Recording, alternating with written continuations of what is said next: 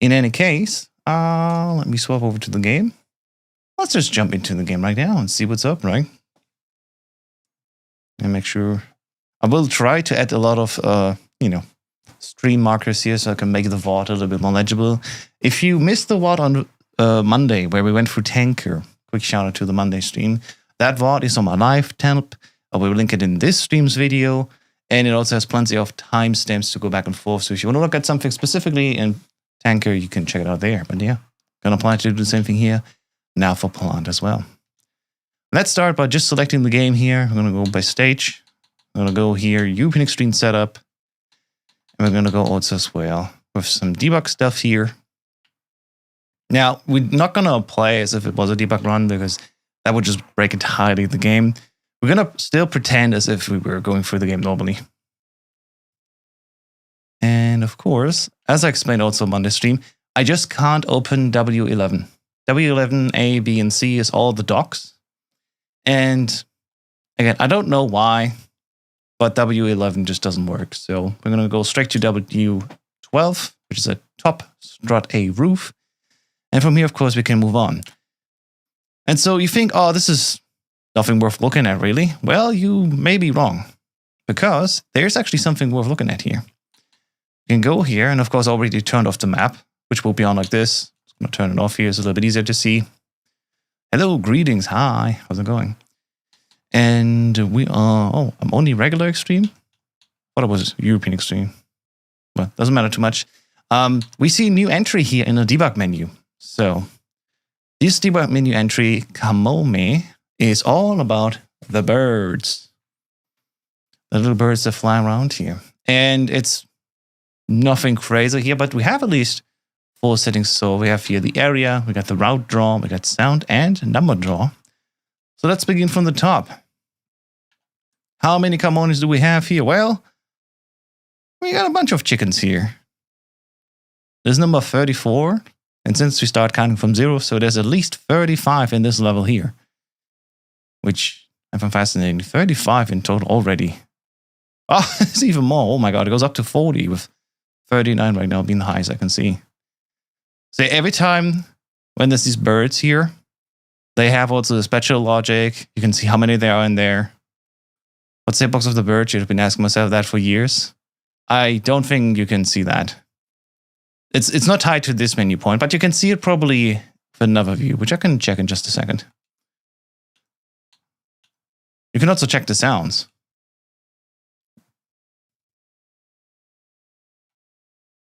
I don't know how to play these sounds, I gotta admit.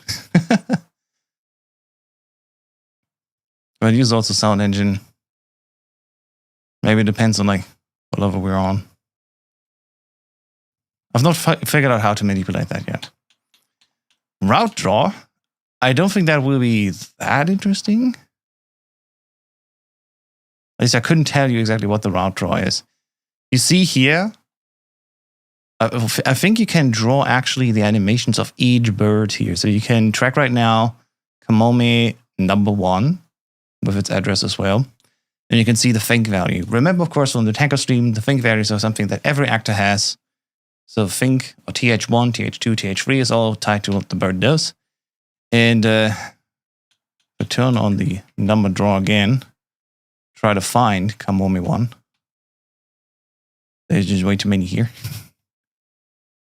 6, 7... Whatever, just quickly restart the level. I assume... It's not crazy there. Okay, there you go. This is Kamome 1. I assume then that when I'm here, I can highlight specifically Kamome 1. See like, oh, that's what this bird is. And if I flick through them, I can probably select each individually here. It even tells me like, what's the previous TH3, what's the current TH3. So see, if I ruffle them and then send them off, let's see how Kamome 1 behaves. Lies off. It's now in TH3 2. Before that was in TH3 11. So we'll find it's up there. What is that box over there? Well, that's fun. Oh well. Again, this is not too crazy, so I'm not going to go too much in depth here. The last thing we have is also area, which I could not tell you what area stands for besides this. Wow, that she took a shit on me. I guess it's literally just the area where they're flying in if they want to like go randomly.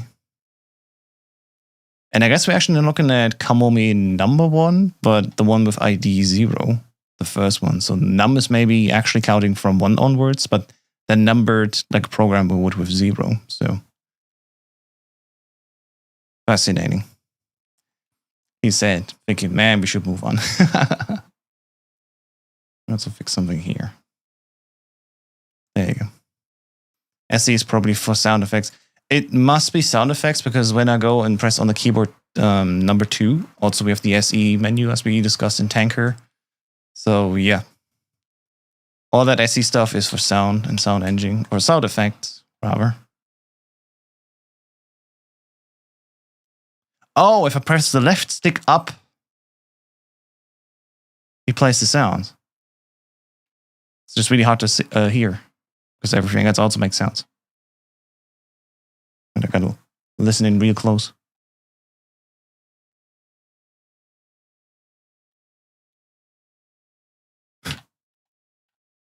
And if I put left stick down and place in down again.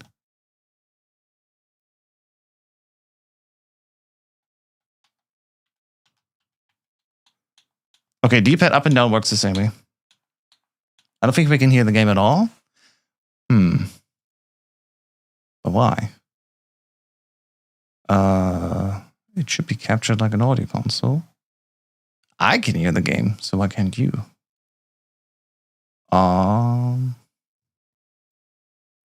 That's a good point, though. Why can't you hear the game? Let me see.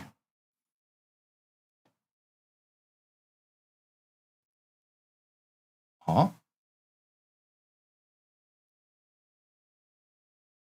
Oh. Yeah, that's the wrong audio output, but why is it on this one? Hang on. Cancel, cancel.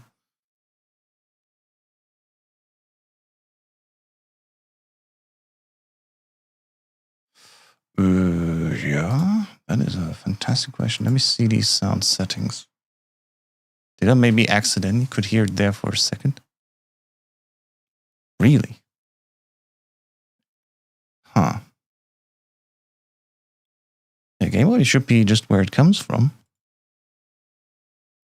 Let me send it here.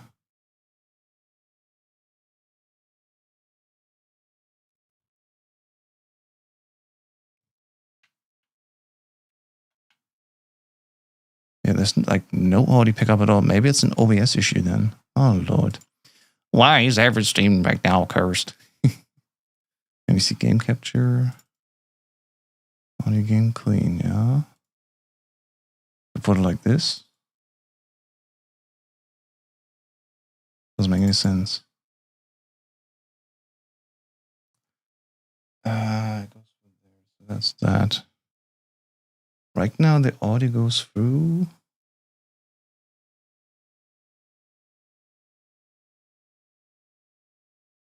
I don't even see it. Where's the video, the audio output for this one? Wait, it goes through there. Oh. Wait, is the game audio going out of this microphone? Okay, this is a very complex chain that it's going through right now, if I'm right here. Because if you can hear it when I talk, it's probably because it's not being filtered out. But it shouldn't go through the microphone route at all.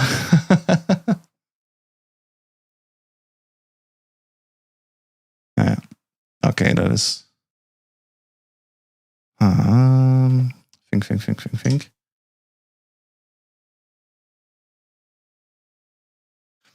I got it. It's everything is all right. I'm pretty sure. Okay, this is a little bit funny. I told you guys I'm recording off a laptop. And I can hear the game. But why can I hear the game? I can hear the game because I connected the laptop to a monitor, and that monitor has an audio output, and that goes into my actual mixer that's next to me. I don't think you can see it. See, it's like off screen here, barely. But for you guys, the digital signal is not going to where you can hear it. So I think I gotta actually quickly tap out, which will probably crash the game here. And I gotta see, it's just has to go out through the HDMI. Either this or it's that one. And I have to restart the game, I think, as well. Let me. So overall, what did the most interesting thing you found out so far? Well, it's a lot of learning about how the game works. And this is the USB. This should be the HDMI output that I'm capturing. Overall, the game has lots to offer. We found out how one speedrun trick works, which is actually quite cool. Or at least we understand it better now. Okay, let me just quickly set it up again here. We also found out how some of these interactions with guards count as kills or don't count as kills.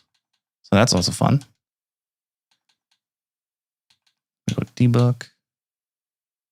I'm going to repeat probably a few things that we've already seen in the tanker stream. But yeah.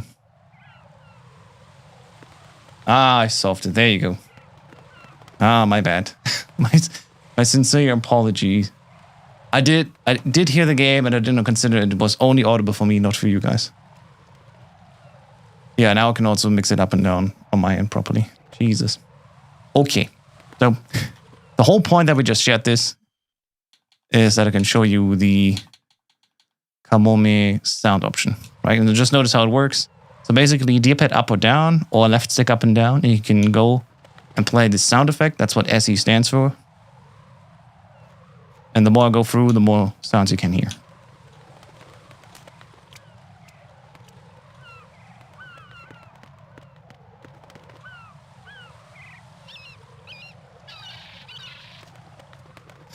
It's just bird sounds. So there are hidden systems we didn't even know. How do I put this? The systems are just, if you look at the game, you'll be like, yeah, I can make conclusions from that. But once we get to guards, I'll explain it better. You can actually view exactly how guards think, you know, what their internal numbers are in terms of how long they are faint, knocked out, or asleep. It's really nerdy. It's not useful for speedrunning yet right now. Let me put it that way. But it's cool to see under the hood and actually open up the engine and be like, this is how the logic is. And very easy, for example, if a guard is fully put to sleep of an M9, he's sleeping for 32 seconds because the value is set to 32,000. On European Extreme, he only sleeps for feels like 2.5 seconds because the value is set to, I think, 2,400. I think it's a little bit longer than 2.5 seconds. I think it's like 20. I think I have to times 10 everything. I think it's 20 seconds on the European Extreme. Or 24 then? 24 seconds? And around 300 seconds on VE. Again, the thing that's specifically here for Plant, which we haven't seen yet, is this old Kamome thing. And you can see there's not that many sound effects. Just 26. I wonder how we can manipulate the SE model. Oh, okay. If I tap L1, I can change the sound effect mode.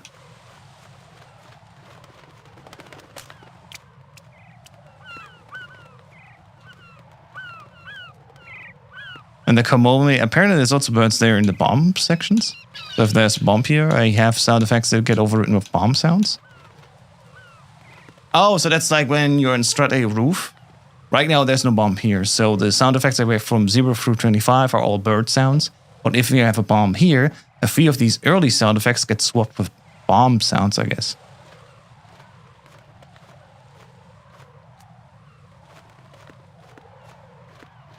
Get what you mean. The game is kind of timeless. They don't make like this anymore, not at this level, for sure. Well, it plays the sound effect specifically because there's birds here. If we get later to the room, there are pelicans. Oh, sorry, birds. What is it called again? Sorry, I'm bad with animal names. I'm completely bad with animal names.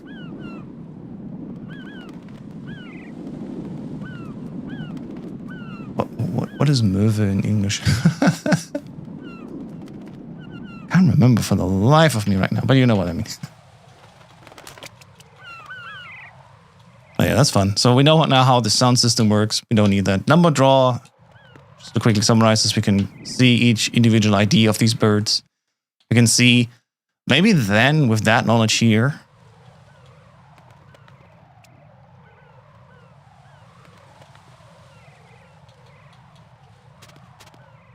it doesn't matter which button I press, I can't put the number up or down. Oh, wait.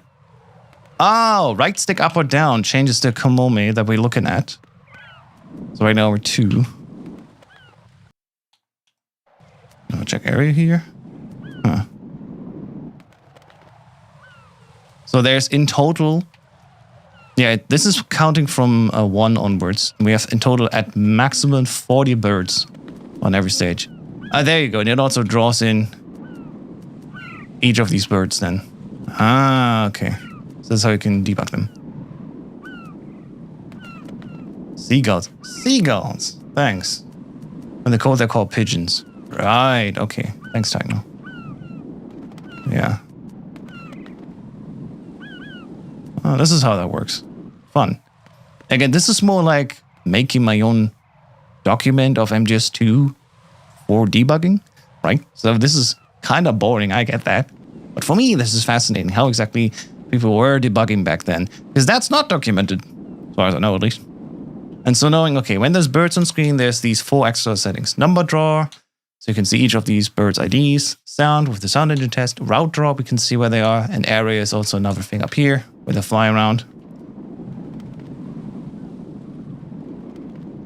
And I would assume, oh, okay, you see, if I go for different bird IDs, it also changes where the main, like, areas where they're flying maybe. So birds are assigned to specific areas above us. Well, would you look at that? I think you can view pickup items like that too. Oh, maybe, yeah. Don't look at that yet.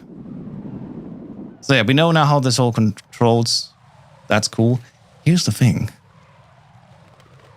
Damn it, I'm still controlling the laptop. Okay, it doesn't crash at least. I'm gonna very quickly go here. Change something. Beauty is in the eye of the beholder. It's not boring for video game created. This is knowledge in the masterclass of programming from 2001. Yeah, remember, it's even... This is like the stand from Substance. So, 2003 from the PC version even. What is also interesting on top is the view of the... My mouse doesn't work anymore. That's fun. Why doesn't my mouse work? I had this problem before and I need to restart my entire system so my mouse will work again.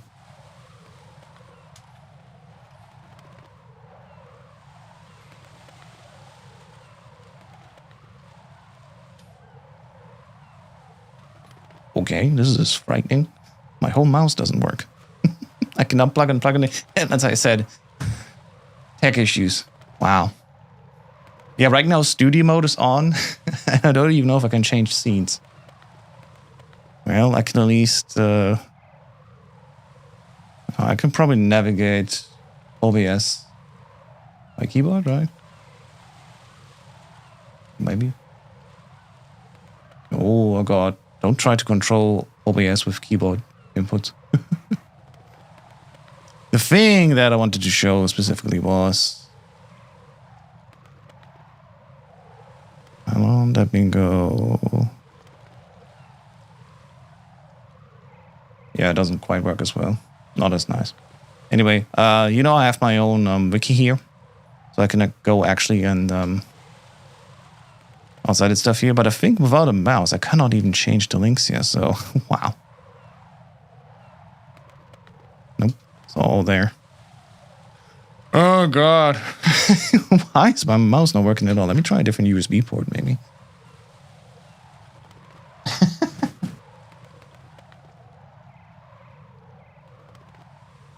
For those that don't know, if you just joined lately, okay, my mouse works again. I just need to unplug a Stream Deck here. Well, that's GG.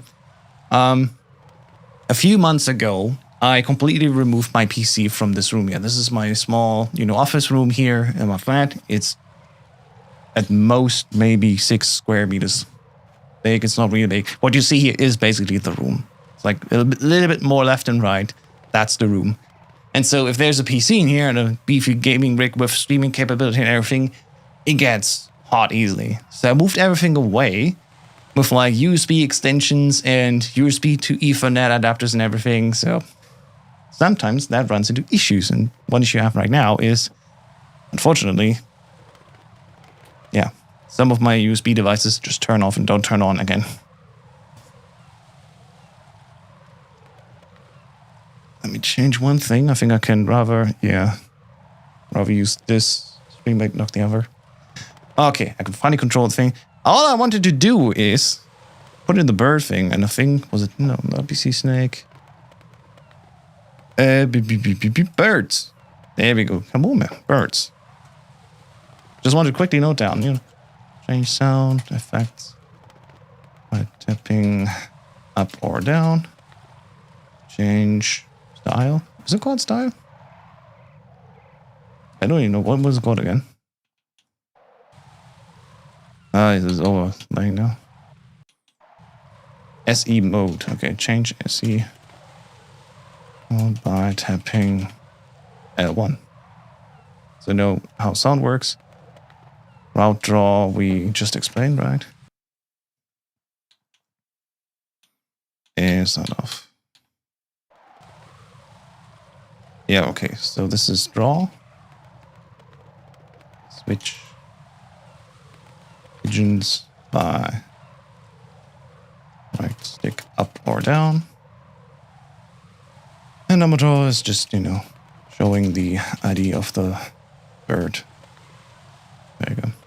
We also know already that there's a parrot thing here. It's just a sound check, really.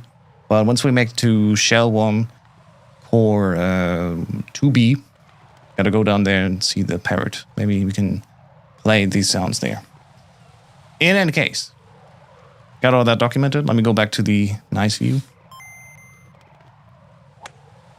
All right, that works now properly. Let me turn it off here. We don't need the number now. Well, let's just go and actually go through the first room.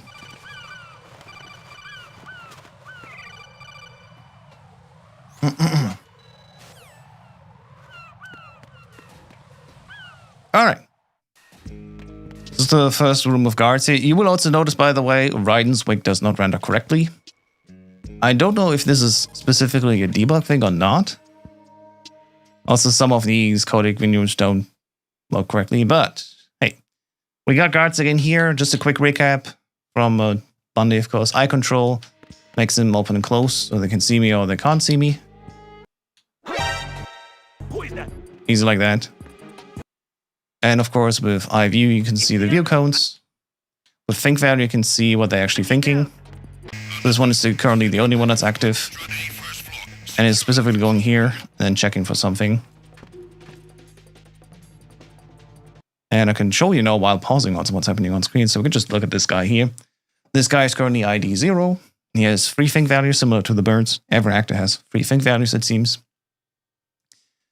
Interesting to sort there because you have all gear. Yes, it's from the debug load setting. If you load with debug, you get everything like maxed out, which is fun. So again, TH1, 2, and 3 are thinking values. C, I think, stands for current. It just shows the current animation frame or how long this current setting has been going on. Life, of course, is the health of them. F stands for how many knocks it takes for them to be knocked out. You can quickly check this by just punching him once. And you try to punch him and goes down 1. This is fun. And of course, if you kick them, you do 3 damage if I saw this correctly. So punch 1, punch, punch 2, punch, punch, kick. Could be even 4 then. Because this guy got knocked out. They get knocked out if the value reaches -1, so 1 below 0. I don't know why, by the way, these extra guards don't have the think value printed. They just don't count. If I turn it off and turn on body light, you see both a light being shined on them. And also you see that their ID is being rendered even behind them. You can see where they're going. But yeah, if you print out the think values, it's just for the regular guards, it seems. Oh, excuse me. So turn it off. DB time, of course, is more detailed. So I don't think it's active right now. Yeah, can't turn it on. That's basically enemies. So quick recap for enemies. And that is basically it. Unfortunately, yeah, now he has white hair. I don't know. Unfortunately, we have to turn the eyes closed each time we go here. So we're not going to do this every time. I know my way around Extreme, thankfully, but yeah. Again, here on the AB connection bridge, we got the birds again. So Kamome is loaded. Because what I failed to explain last time, this whole menu is also context like sensitive. If you load it in, each thing that gets loaded in has a check if the debug is currently set. So it literally checks for debug active, in a sense. I don't know the exact wording, but it checks if the debug mode is active, and if it is, it gets added to these options. So we currently have enemies here. That's why we have enemies being loaded here. We also have Kamome here. This is why Kamome are being loaded here for options. Good stuff. And of course, the players here as well. Quick recap about the players. You can see different things in status view when they point them out. Event view is cool for traps to see, which area we are in. This is also where interactions are being loaded.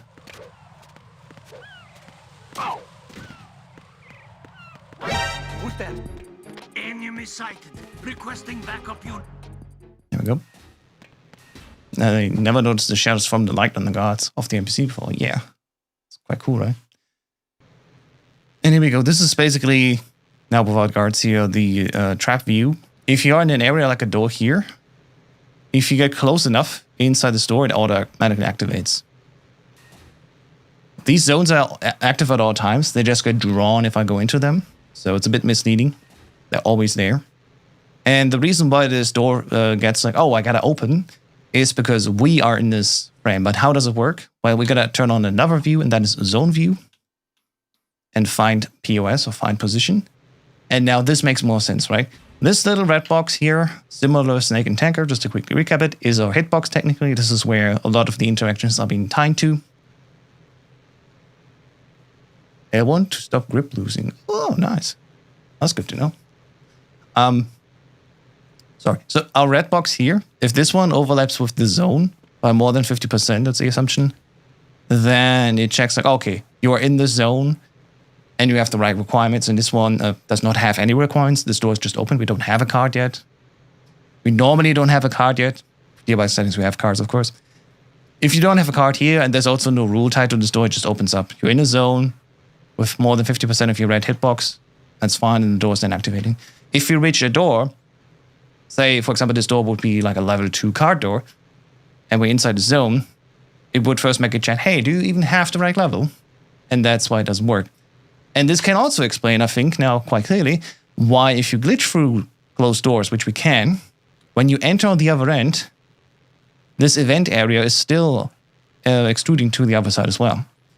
So when you enter a level, it also checks again if you have the right level for a card, if you're allowed to enter a level. So it checks both if you're allowed to leave the level and when you enter a level, which we can check in just a second in another setup at Strut D, which we also did on Monday a little bit earlier.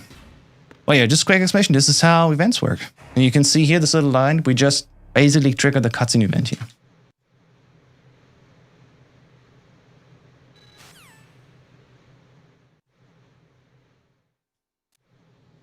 Oops.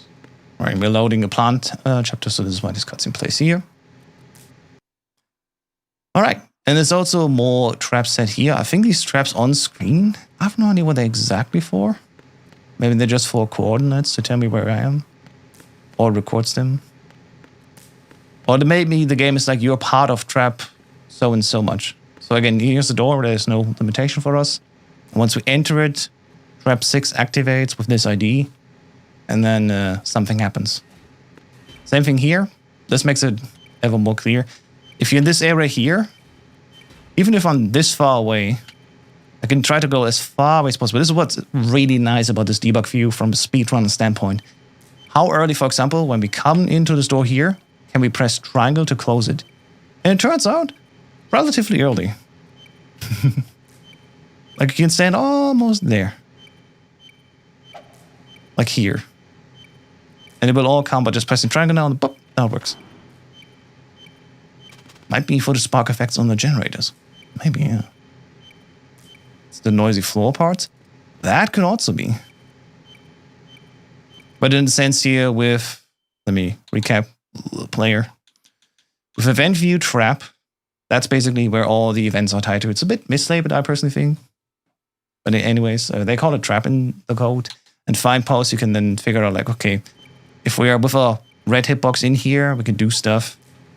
So even if we're like this far away, we can open already that door here. Which makes sense when you stand in front of it and then close it. Like, yeah, at this point it makes sense that we can close from here. But there it feels like I gotta like really reach forward. But they don't differentiate in that reach between closed and open, so that's fun. All right. We definitely will see more once we go through the game, so I think let's go a little bit on. There's one more thing that gets added specifically in this room here.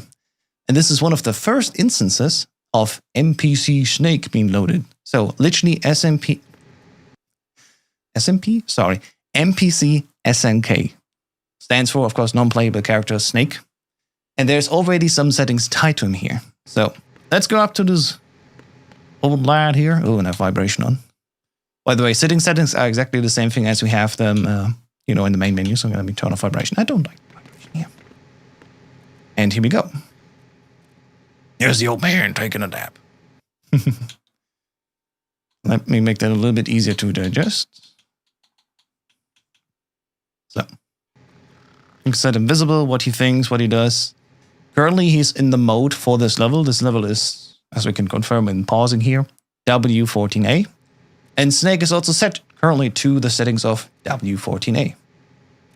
Looks different. Yeah, because the texture doesn't load in. I don't know why. It's the same with like Raiden's hair. It's also not loading in. There's also hide, shoot, act. Right now is not even set to anything here. Just acting like asleep. And we know, of course, if we like... Think you can shoot that thing? He's in mode 12 now instead of 11. We're like, all right, fine, cool. Hey, he's awake. What are you trying to do, kid? Snake Muteki, of course, we explained as well with the player character. Snake can also be turned off. Like his heart frames are just turned off, so he's invincible. But this can also be quickly accessed here by this menu. NPC Snake Muteki. It's off, on, and use motion. I could not quite figure out what use motion was for, but probably more interesting when we go to the tangos later. Right now it's on, and if I shoot him... What are you thinking? Does take damage, but nothing else. Damn, kid. Damn, kid. What are you thinking? Yeah, we bully our snakes here. Can also set him attack to not just on, but also only to punch. Which again will be more interesting when we reach the Tengus. And of course we can say, no, don't attack us at all. Damn, kid. Which doesn't work like this. This is retaliation, I guess, so... Fair enough. You can also see our snake scenario status 6 here. Think you can shoot that thing? Yeah, under snake status, the second digit changes from 0 to 4 here. Interesting. Like he knows he's been looked at. Yeah, it's literally... It's probably just a single bit changing from 0 to 1, which looks here as a 4. I wouldn't do that if I were you. Fascinating. Yeah, use M4A1. So this is something that will also again be more reasonable in a later setting. So if we turn it on, he will actually use it, or we set it to default. That's the only thing we have here. The S level, though, that is quite fascinating. The S level, and this is where I definitely have to switch over to the wiki again. Already looked at this here. So Snake comes with different strength levels. And let me make this non-squished here for you all. Can I go full screen here? Doesn't go like to go full screen. Oh well. But yeah, it comes in all of these settings. I mean, you can take them by the number, 0 through 15, but they also come in like 0, weak, minus, minus. It's also written W, E, E, K. I don't know exactly why it's weak. It's the S3 program. So right now, if you look at him, he's at 3 standard, as we see here. That's true. But you can also go like all the way up. And then specifically for level W32, there's also extra different settings. If I read the code correctly at that part, it's specifically been patched in later. So Snake behaves differently in this Tango fight to have a little bit adjusted reactions. So I assume I think this was added during Substance and not Sons of Liberty anymore. But yeah. Oh, and Beacon also just posted something there. In pause screen, press L2, R2, and R1 to supply your items ammo. Oh. Well, that's cool. I haven't even checked that. Thanks, Marlon, for quickly sending this to me. But yeah, this basically summarizes NPC Snake settings. It's visible, invisible, Muteki. I assume this status of visible or invisible is really more for the enemy. So again, once we get to the Tengus, I think it makes more sense here. Will be the video of the stream afterwards. The bot will be immediately available for viewing. I will take special care in the next days to make this VOD also a little bit more, strung together. If we have like a pause, I will cut out the pause, and I will also add timestamps for you to go through. So if you miss the stream right now, no problem. We'll be still on the live tab right there, properly titled. But yeah, like I said, this is for now everything that we know about Snake. You can view his interactions, and of course, he has also different settings depending on the level that he's in. So let's say goodbye for Snake right now. Is it like this? No, it's just asleep. Oh yeah. I want to check this quickly out here. Oh, I'm set to 0 out of 999. Right.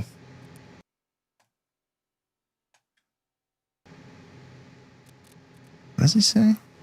L2, R2, R1. And I pause. Hey, it works! Nice. That is cool. There's no sound to it. But yeah, if you pause here, hold L2, R2, and R1 together, these 3 buttons. And if you unpause, you get everything maxed out. Thanks, Beacon, for sharing this info. Good to know. I'm actually literally go and will make another note here in my settings. So general debug menu. It's more like an overview thing. These are important commands for quick here. Like restarting, of course, left trigger or L2 plus X, A resets the level. And if you press LT and Y, it resets the game. Which if you have the debug menu installed like I did, you actually have the full selection at the beginning where you say, oh, I want to play in tanker at the specific level with the settings. Quite useful there. So let me add this. L2, oops, L2, R2, R1. Refills ammo. Friends to Mr. Beacon. I try to make more of these notes whenever someone tells me something specific so I don't forget to credit them. Which, not done well, but I try to get better at it. All right.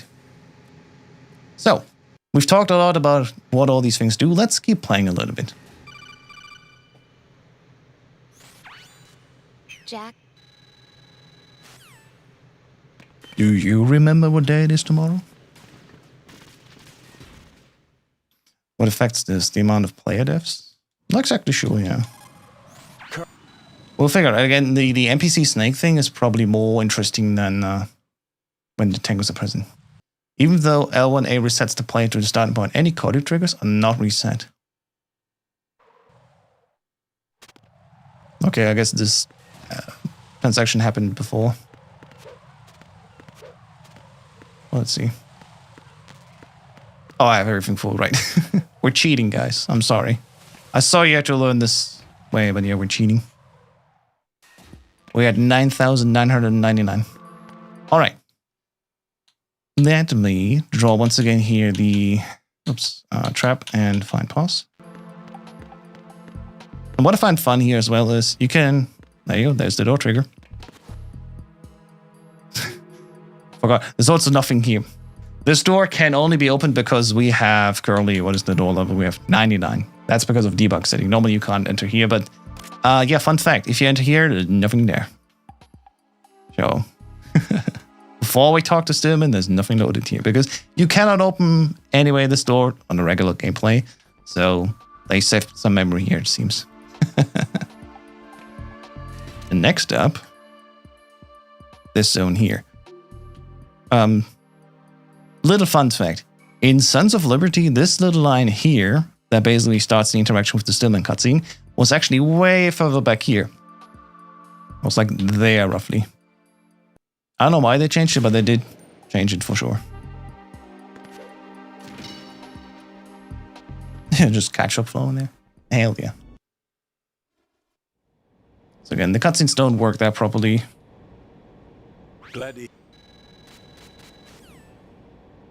There's no I think about this I'm not even sure if the door unlocks there. be dismantling the bomb. That's not for amateurs. But we'll try here instead. Also, I don't know if there's a setting here for Look at this. for New Game Plus, so we can skip this. Right now, I can't skip. Nothing I do here matters. Can't skip this. This is a C4 bomb. I thought the door max level is 4, isn't it? 5 at the very end of the game with 𝐾𝐮𝟓. This on the sucker and there Oh, we yeah. go. Simple, huh? The Simple, spring huh? freezes the detonator instantly. Well, I'll take that pause quickly to just There's no way the thing can detonate in this drink some water. condition. Even if you leave it alone, it'll stay out of commission for at least 24 hours. That's enough time. If we had the manpower, I'd recommend complete disposal. Yeah, the level is 5 because Emma gives you the level 5 card at the 𝐾𝐮𝟓 Floor, ceiling, walls, to enter a table, Strut. everywhere. L? Is it Try to L? Imagine the Okay. locations the bomber would choose. That won't be easy. We don't know a thing about One of the two. Batman. Is there anything that'll help us locate the bombs? Here, take this with you. It's what they call an ion mobility. It's basically just there so the Recognize player cannot go gas emitted by after the Harrier fight right down the In other words, one Strut. that little gadget sniffs out C4's scent. That's right. Alright guys, the question to you, what does C4 smell like? Does anyone have practical experience in that field? Have the sensor activated and keep your Maybe it smells like cucumber. What if he's using some other odorless substance? Alright, back to some more lore drops. Oh, this is fun. This is how you can tell that these levels are actually like in the game. I'm activating them. Watch. I mean, you can tell by looking at it, but On the radar, you know. that's a visual representation. I should have turned on status view before that so we could have seen Pretty big. what the actual inputs are, because we can actually see that.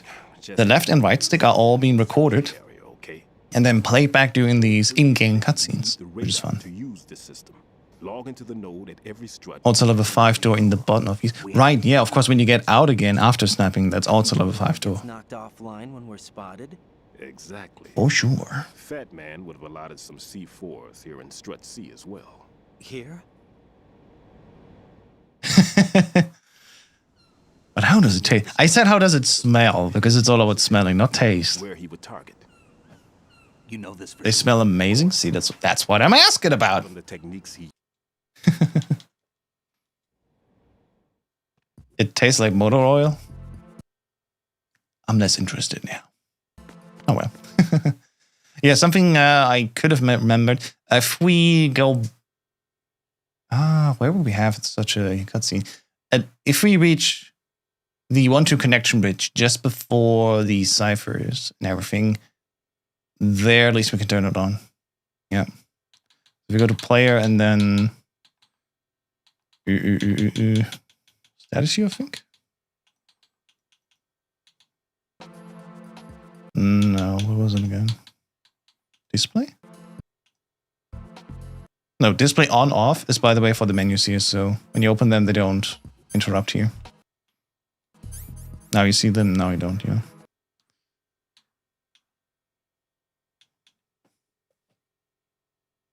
Wasn't it status view at game? Yeah, status view game. Okay, so status view game shows us which stick is being held where. And is most likely being used for these in-game cutscenes where you like run around and like, say you lean somewhere and then peek out. Who's there? Relatively big difference between some and some, that's for sure, yeah. I wonder if there are any flags we can find for special Easter eggs, like riding using a urinal or reading a magazine in the woman's bathroom or Strut C. We can try that out. Yeah, let's go to the ladies' bathroom. Or the men's bathroom. Is MGS2 your favorite out of all? I think so. Yeah, it's definitely the one that I enjoy the most. Sure. I like 1, I like 3, I like many of the other in this series. Yeah. But Metal Gear Solid 2 is just something just keeps on giving, and it loves me and I love it back. Like, clearly the leak just happened for me. You know how it is. C4 said to taste like sweet candy, but smell like petroleum kerosene.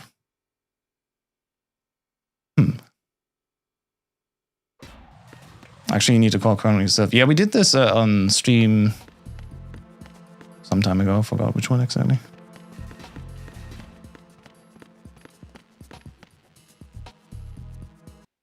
Actually, I can be lazy. I have eye control. So let's see here. Player. I wonder if it's event view or what it is.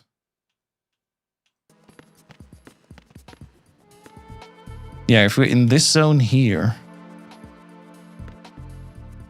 So again, these like yellow boxes are basically for checking if something should happen, and certain other conditions, of course.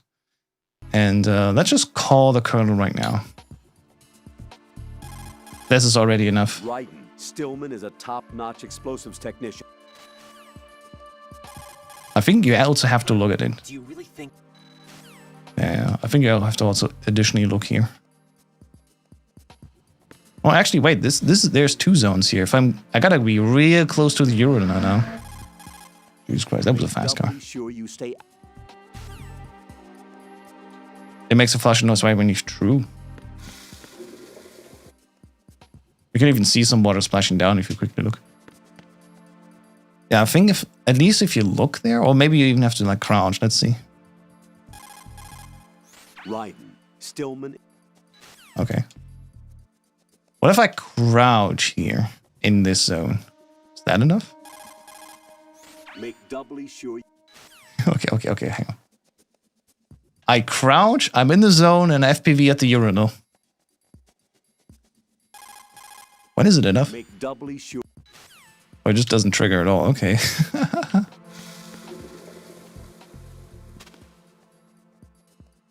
Makes you wonder. Make doubly.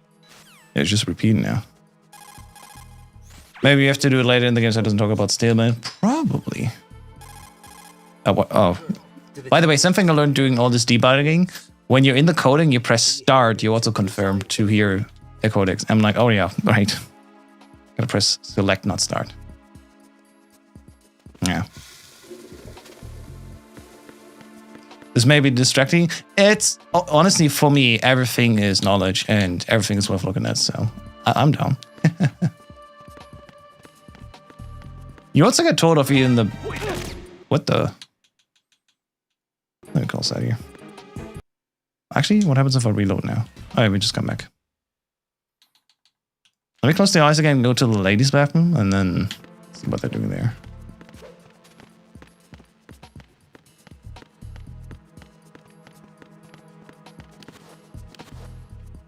Sorry. Open up FBI. Does this trigger something? Stillman. Okay, I believe maybe it's when we're inside the bomb defusal or something. When hazard on, you can point gun at walls. I just realized it today. Oh yeah, the hazard view does that. With hazard view, you can also check hitboxes from guards. So if I go here, if I get out a gun, you can see exactly where you're aiming. This is what's something fun we checked out in the tanker. So you can see like, there you go. This is where the radio is. If you shoot everyone in their right butt cheek, you basically hit their radio and they can't radio in. You can do this already before they even get it out and hold it in the hands. Right now it's off. And it even turns off their hitbox for this. So there's no more hitbox here. And their butt, of course, is the same as their balls. So as it goes, right? You can either... punch them from the front, punch them from the back. It's all the same. And yeah. Some of these hitboxes also extend way further rather than what the models suggest. So, especially when they lie down here on the floor, it feels like they're really more sideways, like a little bit removed from the actual leg. Yeah. Yeah, it's fascinating, isn't it? Again, we spent so much time on Monday with the guards and checking what they do, so I will not focus too much on this. But if you have the debug view, turn on the event view hazard, and then you can see where they're going. I'm pretty sure it's just hazard and checking. Yeah, with hazard, you see where you're shooting. Also changes some stuff here. Hazard also shows you on the floor a red tile, and on the wall a blue, like line.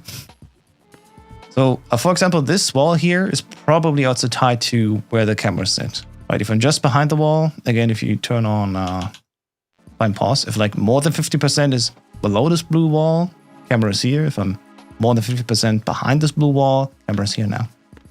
So that's also how all of the logic works here under the hood.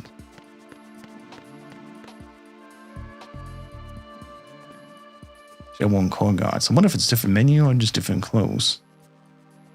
I don't think we have an ID for these guards. Can't tell right now.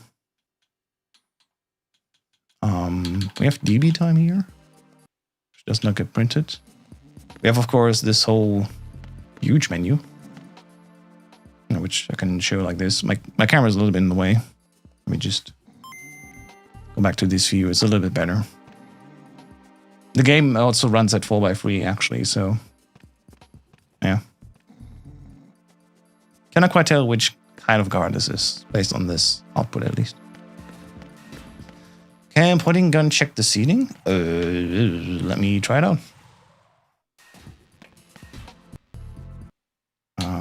Let me go, think value off.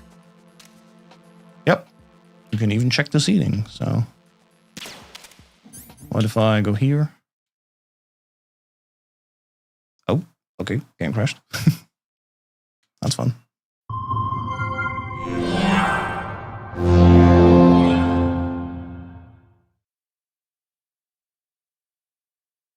Hitbox is not a basic option. It is part of the debug. MGS2 leaked, and with it leaked also a debug version. And with that we get many menus and options. Yeah, sometimes the game just crashes and it is what it is. I should have not checked the ceiling. Let me go to stage for sure. We're gonna go again on Extreme, although it shows us Extreme. I don't know why. Let's go debug. Was it M16 or W16? Sorry. Let's go 17 here. So let's turn off the map. And status view. No, not status view. Oh, NPC Snake is, by the way. That's why we have him here, of course. Hazard.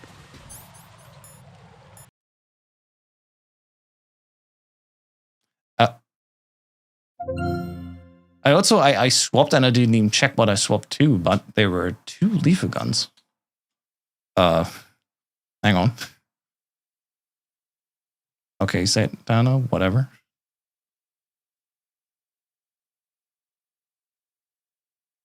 Let me see.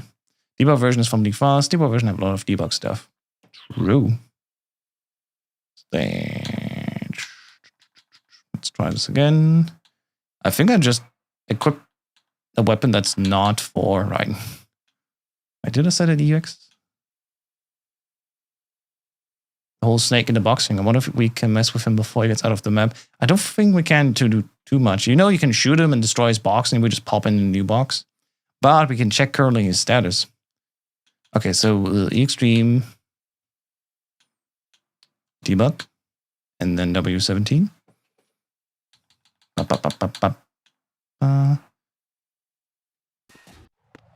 Yeah, so I didn't even check, but yes, it makes sense. The USP is not meant to be here. For some reason, it's it's given to us. So, of course, in the plan chapter, you play with the SOCOM, not with the USP. I wonder, I mean, we know that every gun in the game starts as a USP and then gets, changed away from it. So I guess just, it's like the basic weapon that's here. But if you equip it as Raiden, it doesn't work. I assume there's just a problem in the logic there. And before you were asking, is the farmers here? No, it's not. You said you have the M4, the AKS, the PSG-1, and the PSG-1T. Even in Tanker, we don't have the farmers in this version, unfortunately. But yeah, makes sense. So he's right there, right? Let me turn the map off. NPC Snake. Status currently invisible, so not visible by guards. Makes sense.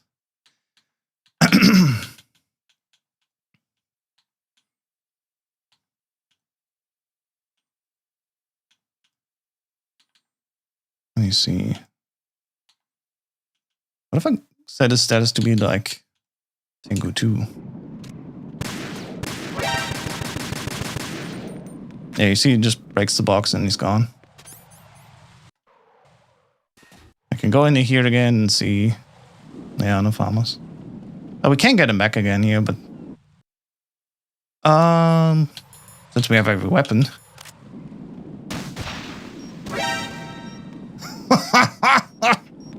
The poor lad. Snake say, holy shit, Raiden, please don't use the stinger on me. Pharmacist is in the cutscene only, right? I think so, yeah. Again, there is a literal image of the farmers there in the game files. Oh shit. Off we go. You didn't die from that? Wait, what the frick? Okay, this is something fun I've not played around with yet, because now we actually have an arsenal to play with. How much damage do we do? So, return on Muteki mode to have invincibility. You know, so we doesn't care what happens to us. And we're gonna turn on the think value for the guards here. Of course, we can't see him from this guy here, so apologies. Well, they also don't die in one stinger, which is fascinating. The Tangos definitely die in one stinger, so. There's this guy there. Life is 6k still. See you there. Oh, okay. So it takes down 3,000 points. They have first 6,000 points of health, and if you shoot them with a stinger, it goes down to 3k. So they definitely die in a second. Where is he? Bam, yeah, now life is 0. So. Yeah, if you turn on Muteki mode is invincibility for us. So, there's a lot on screen right now, sorry, let me think value off. NPC Snake's not here anymore. If you go to player, Muteki mode is invincibility. It comes in 2 flavors. Quick recap. Of course, if it's off, it's off. If Muteki mode 1 is on, you don't get shot on, you also don't have a reaction. If Muteki mode 2 is on, you do have the reaction taking damage, but your health still stays at full. It doesn't change the health. Now we're gonna do Nikita on RGB, sorry, as well. You're right, though I would suggest, let's go to somewhere where we actually only have one dude, and we're gonna really bully him. So let's go. It's also funny how the music is like flickering or stuttering. Let's go again E Extreme because that's where they are the most durable. And of course use the debug setting. And let's use W12A.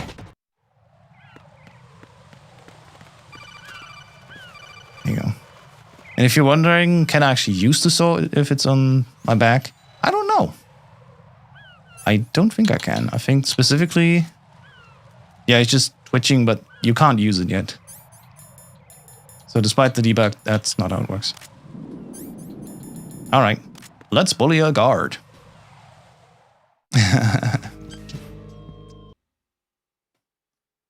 Yeah, this is the name of the level that we're on. So W12A was the upper one. W12B is Strut A pump room.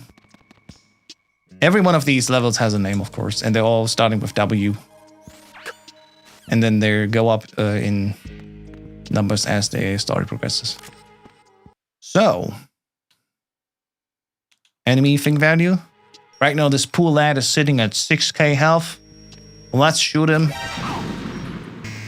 What's funny is the shooting itself immediately gives us an alert. And now he's dead. So each shot is just 3k damage. Let's use, oh, sorry, the Nikita.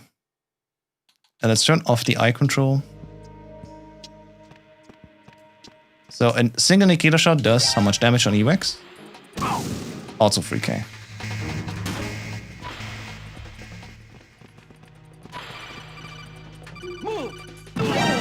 Boom. That's strange. I used to have this disc I could put in my PS2 before I started playing it. One of the cheats was all weapons, etc. And I thought I could use this sword. It might be me misremembering though, or they cheated in some way. Yeah, who knows? Yeah, it would be cool if you can use the sword implant. You can if I were to install the mod from Solid Snake 11. Since this is the PC substance release, I could install it here. Then I can also use it here. Are these leaks going to help us with speedruns? Not yet, but I would not say no for sure. I cannot say, wait, we'll never figure out something. Here's the thing. The game is already old, like 25 years soon, right? After 25 years, just by playing a lot of the game, you find out a lot about the game. But now we can actually have like confirmation for ideas or thoughts we have about the game. Maybe also later something will drop out for speedruns that will help us, but you know, we've been looking at this game for 2.5 decades. The chances of finding something crazy new is not zero. It's also not that high right now. At least I personally, I don't know. But that's why we study. That's why we play around with, you know, do things here. And especially because we have a debug view like this now, where we can see exactly where interactions are and stuff like this. Maybe you can come find little things, little interactions. Hey, Jan. Speedruns, huh? All right, so we just blasted this dude with the Sting and the Nikita, and they both do 3k damage. Let's use the RGB6. Same thing, also 6k. So all of these explosives at regular guards are 6k damage. And then they're dead. All right. This is fun, right? Let's kill him more. More damage, more killing. Because we enjoy the killing. So if I gave him a regular, like, hang on. Let me just, oh yeah, baby. By the way, this timer does not reset. If you have a continue and you go back to the main menu and then initialize a new game, a new run, this vary does not get overwritten. Because a very, very fun fact, in the game file, gameheader.h, there's literally a commented outline that says Diazepam equals 0. So that reset when you start a new run of this counter to 0 is commented out. And that's not blue points for it. This works in all versions of MGS2. So from the very beginning, they forgot to reset the Pantas counter. Don't overdose. You can't tell me what to do. In fact, I'm going to go even harder now because watch this. Watch this. Oh, it's going to be tough. So there's a built-in turbo here that's mainly, of course, for testing the solidus choke, but I mean, we can also use this in playing. What would be really cool is if you could also see like how much time we have. I saw in the code when you check the interactions and use of items, there's a lot of logic there. It seems like the most you can have, I think, was 1 million. Sure, why not? All right, he's high on Fend. I think we're good. What does that call? Got one, I see. Don't leave him lying around. Ah. The body as soon as possible. When his comrades come back from the roof, you don't want him being found. If they do find him, they'll be on the alert and things can get difficult. When you take a hostile... All right, I got it, boss. Anyway, what was I? I gotta turn off the turbo here. So let me try again here. We're doing some damage testing here. So I control close. So a shot to the foot here with the sniper gives 500 damage. It's basically the same as any other weapon. If I use the SOCOM at his hand, it's also 500. Same in the arm. It's the enemy. I mean, of course, headshot is lethal. You know how it is. But if you use the sniper or if you use the SOCOM, not the USP. If I shoot his leg now, it also goes down by 500. So there's like no difference between the sniper and the SOCOM here, apparently. This poor dude limping. And yeah, now you can see a bit better.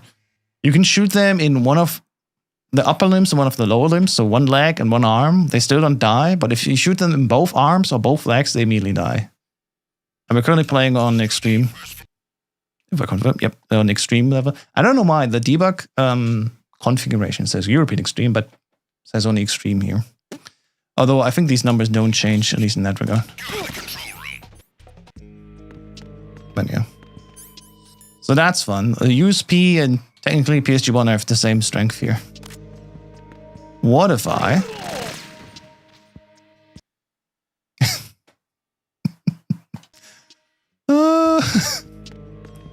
that was not the intent. Freeze.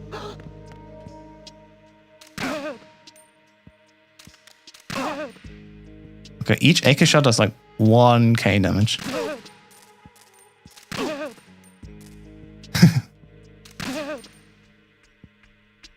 Give me a dog tag. Nice. Okay, so it takes 6 AK bullets here. Bullets on extreme. Watching the stream makes me feel it's like I'm living in 2003 or something. I just saw the top mech kill. What's that versus kill? I know the other ones are all things traced throughout the game for boss ranking. So mech kill is basically a turret or a camera. We do have a camera here, so let me prove that to you. I'm gonna go here and turn off the think value because we don't need that right now. But if we go to result, on this so-called result screen, where's the thing going? Let me turn off Muteki. There. So we got the camera here. Steady result. So currently we have exactly, there you can see it hopefully a bit better, like this. So mecha kill is 0. If I go and shoot the turret, it will be 1. There you go. So mecha kill is basically turrets and the cameras. Should have had a crawl animation, you shoot them both in the legs. That's the unfortunate thing, right? If I shoot them in both legs... Oh, what? Hang on.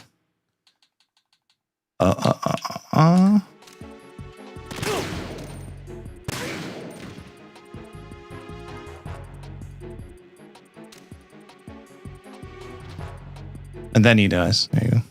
I was gonna say, he does die though. Maybe what we checked first was very easy. That might be a thing. Freeze. Are you going to shoot me? One leg is 500, and if I shoot the same leg again, he keeps... Okay, yeah, he keeps taking like 500 damage. And if you choose the other leg, he falls over. Okay, so... When we checked last time, if you shoot both limbs, they still die. There, his life is 0. So on lower difficulties, they die almost instantly. On higher difficulties, they're still like, they stay alive for a little bit, but then they fall over. At least this guy does here. If I were to go to tanker real quick. If I go extreme here. Just to confirm. Where's the debug? Debug. And then WOOA.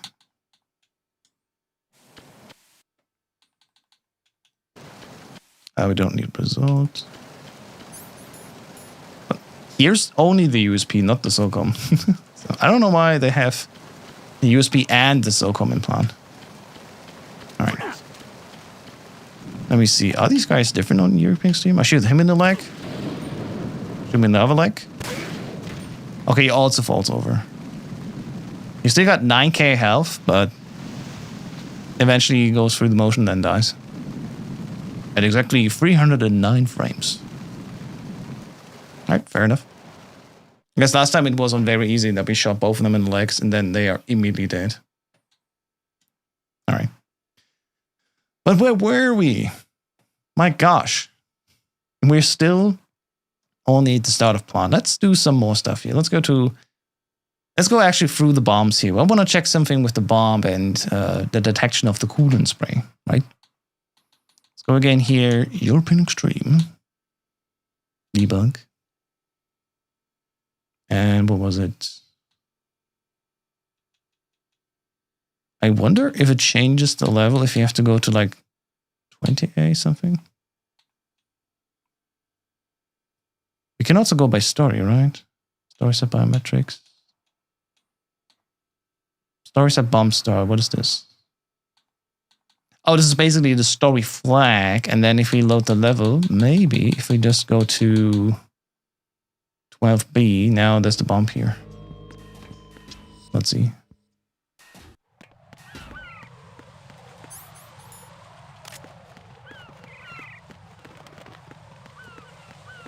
Freeze. I would assume so. So you know how, of course, all of these levels are always the same, but if the story flag is different, then it changes around. Which, yeah, makes sense. So there's one of the bombs here. We're going to turn off this here. None of this. Let's check again here the... Was it hazard, probably?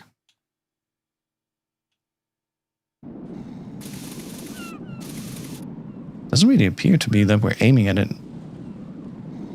We should probably use a bomb that's like more in front of us.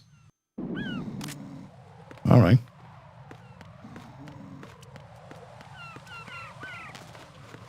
Okay, we don't need the chaff. Makes sense.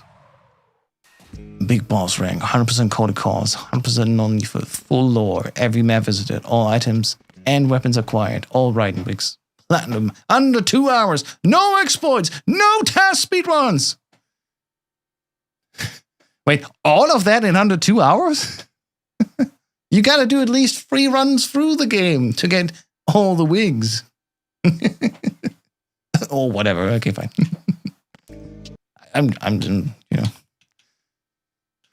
I'm just asking. By the way, this is the zone view. This is not hazard, this is zone view. Right, so this zone view helps us also to see where riding is and in which quadrant almost. I mean, they're not always, you know, perfect cubes. But in case you don't know, you can go here, turn around and spray the bomb from behind from here. And I never understood why that is. And I guess we also still will not find out today because you don't see how far this thing really sprays. Unless I like maybe check with the code again.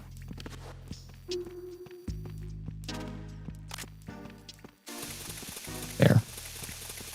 Yeah, you're just spraying from behind.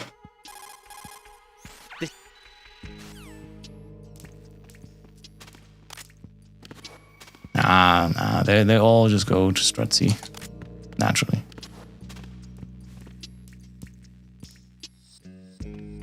I still think the trap view is more interesting.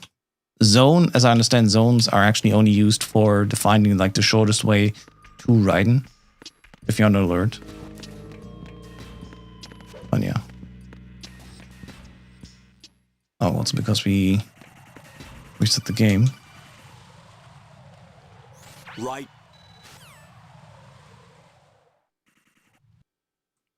Oh yeah, we're not on alert here. If you ever wondered how these ciphers look, these ciphers are a little bit different. These ciphers have a permanent line to you. To make it even more clear, zone view, blind pause. So this red hitbox again is our basically detection here, and these ciphers always see us. And assume it only checks if we're actually in the view cone that they actually turn on then. So right now, of course, with the debug settings, I set it to be off, which makes sense. So it would not connect to me. And then with the guard here, way too close here. There. You can see maybe the little bit thicker red line looking towards me. If he sees me, if I'm in his view cone and the line is red, he sees me fully and alerts. If the line is blue, it's basically the same as his view cone. I am basically out of range and he will just notice me. Right. Let's go a little bit high here. Let's see his position as he continues. Okay, well. You can see basically how his view cone expands like this. And yeah, it's a very large object. Maybe he goes all the way to the back there. Oh, you can already see here with the Cypher as well. Let me go here maybe. Should turn right then. There, so. This is basically how far they're looking. This is the whole view cone. And it is, yeah. On European Extreme and Extreme, of course, it's huge. How much life do the Cyphers have? Good question.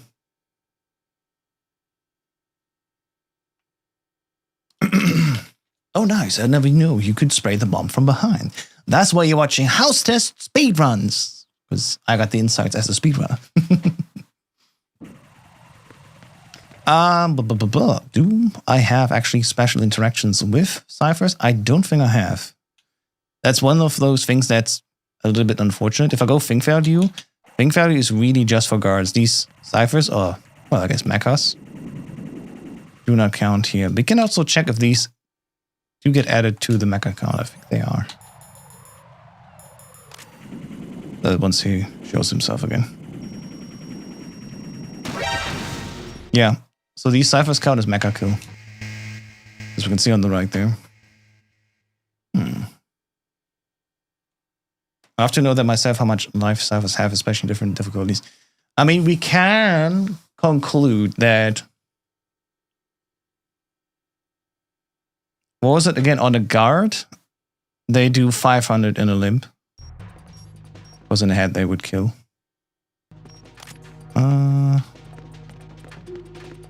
Where's my little friend here?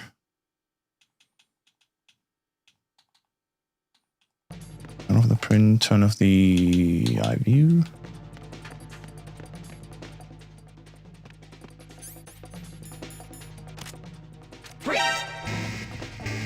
Oh yeah. They can't see me, so this doesn't matter. Think value.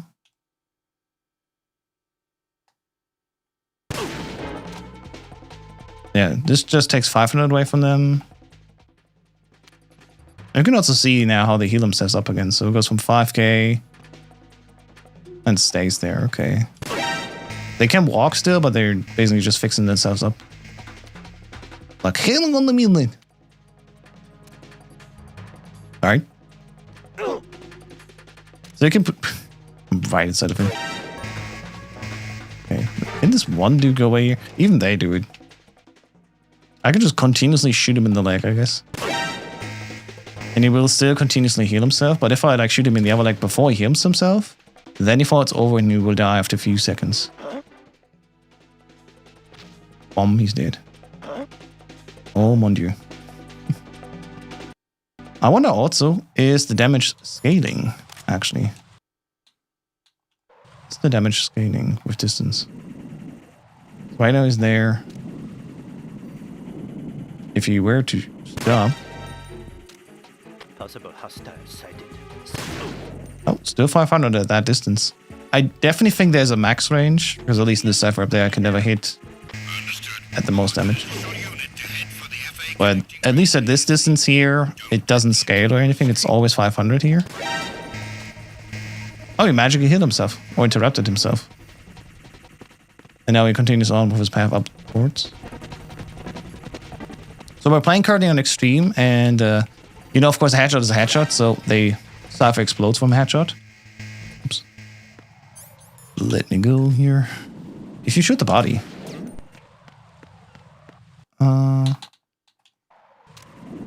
If he comes back up again. Yeah, the healing zone, he can walk properly. It doesn't actually look like he's healing his life. Indeed, he's not healing his life. As you can see, it takes like 3... shoot them down. I would assume if each shot on the limb does 500, maybe they have 1500. The problem is with these ciphers, we don't have an output like that, so I cannot confirm. At least not here with the thing. Maybe it's somewhere else. This is definitely like homework that I would take with me and try to find in the actual code.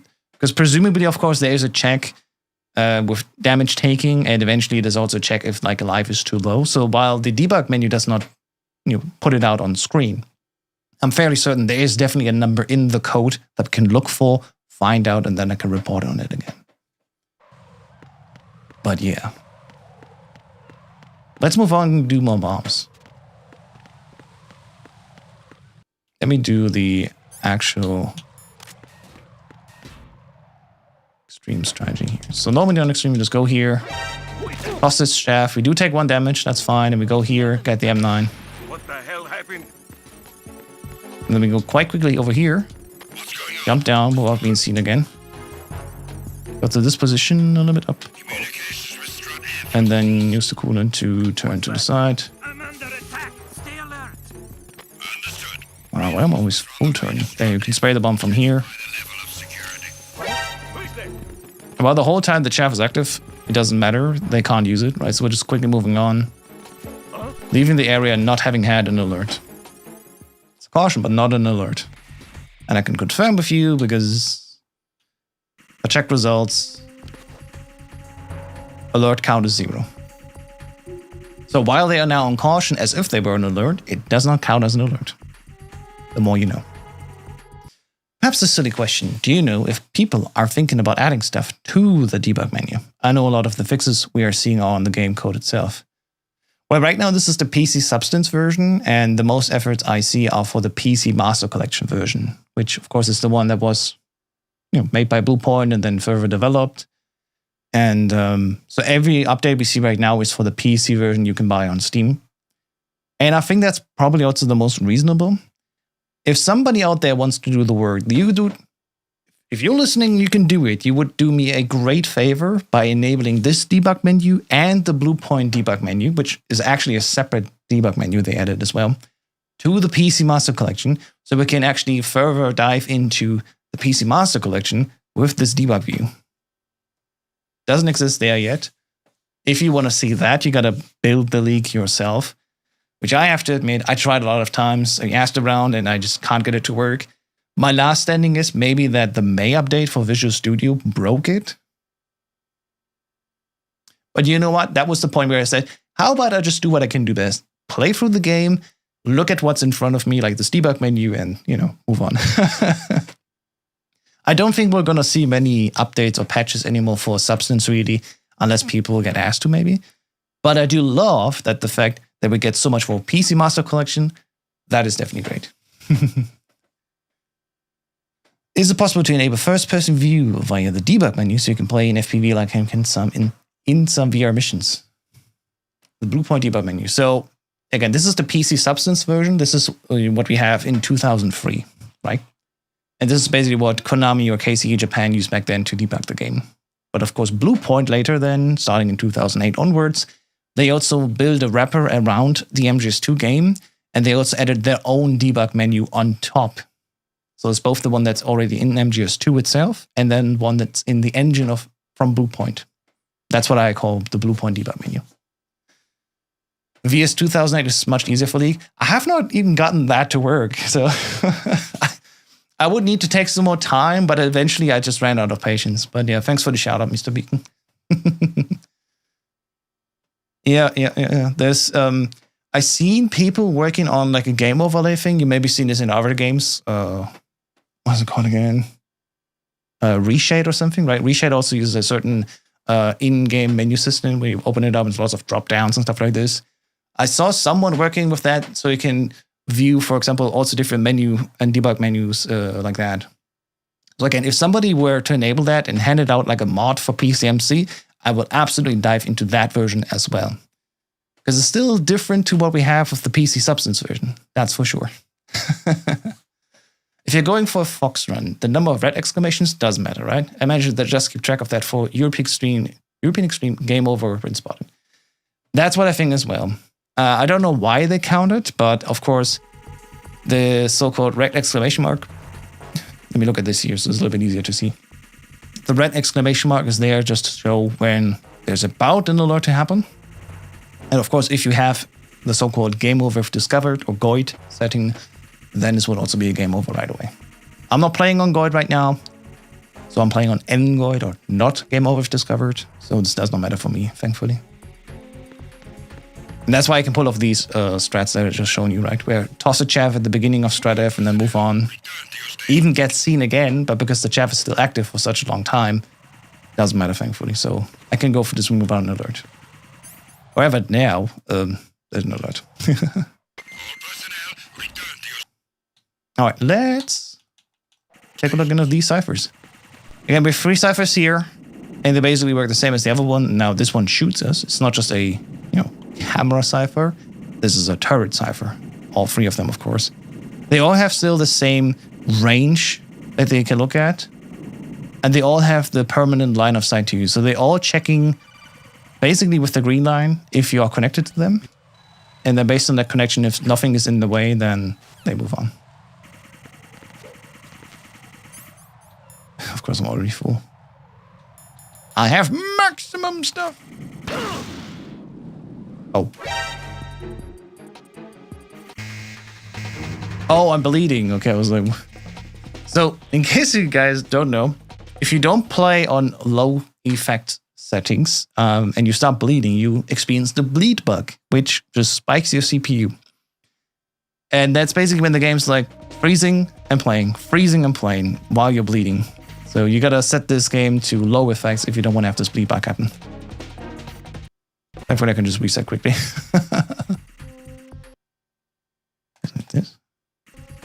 This does not refill health, though. I mean, that's fine. I mean, I had 99 rations. But rosemary isn't one. Maybe the red exclamation mark counter is used to mark how many alerts you get. Maybe.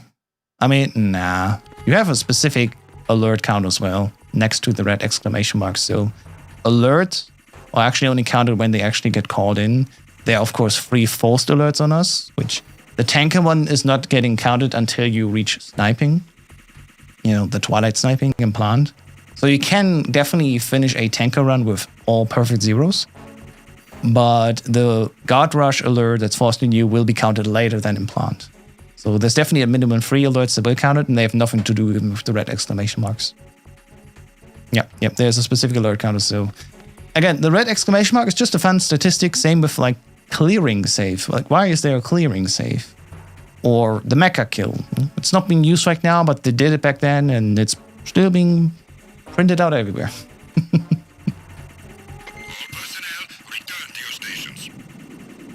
Yeah, clearing save apparently does not show when we clear here, so maybe it's just when we actually save? Nah.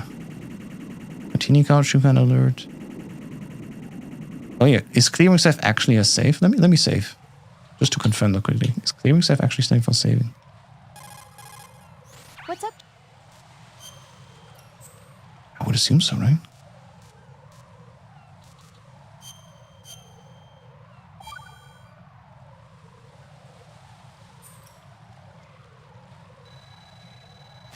Let me see. No, it's not saves. Does it even count at all? We know saves are definitely being counted. But I guess saves just don't get printed out in the debug here. Clearing is what they do when you have to evade, when they're searching lockers and stuff. When they go like, oh, clear! Yeah, the tanker mandatory load doesn't count until sniping. Yep. I don't know why they added it later.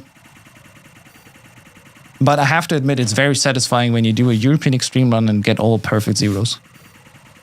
It's very nice. When the enemy finds a dead body, he's also showing a red exclamation mark, right? You know what? We can actually test that out quickly. Let's just go back and kill someone.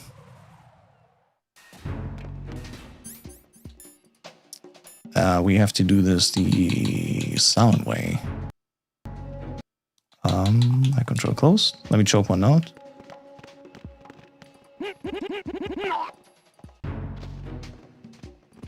And let's drag his ass over. god, the vibrations are still on again. Ah! Let me turn that off. I don't like it when it vibrates in my hands. Nothing here. Maybe they refer to this as clearing. I don't know. Let's put a dead body right in the line of sight and see what it is. Oh god, it would take forever. Oh, he's actually going up that way? Let's take the full circle. Okay, what if I... Not again. Actually faster to go the other way. Oh, sorry, my friend. Okay. Oh god, I hate it. Huh? There.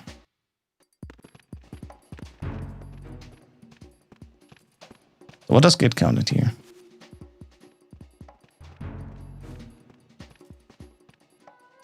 You got one. Everyone, watch your back. Send a replacement guard for the area. Understood. Reinforcements are on their way to Strut F. Intensify the level of security. Oh, walking through them. Yeah, that also gets a red exclamation mark. Well, that's fun. Hey, that's a new statistic to farm.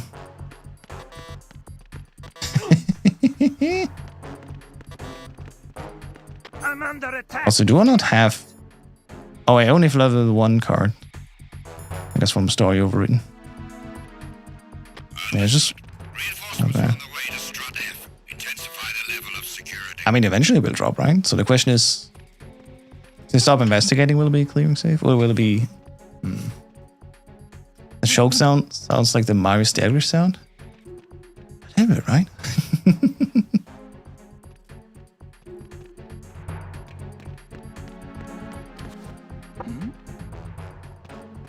Yeah, blue exclamation mark definitely is not a red exclamation mark. It's... That's good to know. Yeah, exactly. Nothing here. Well, this does not clear anything.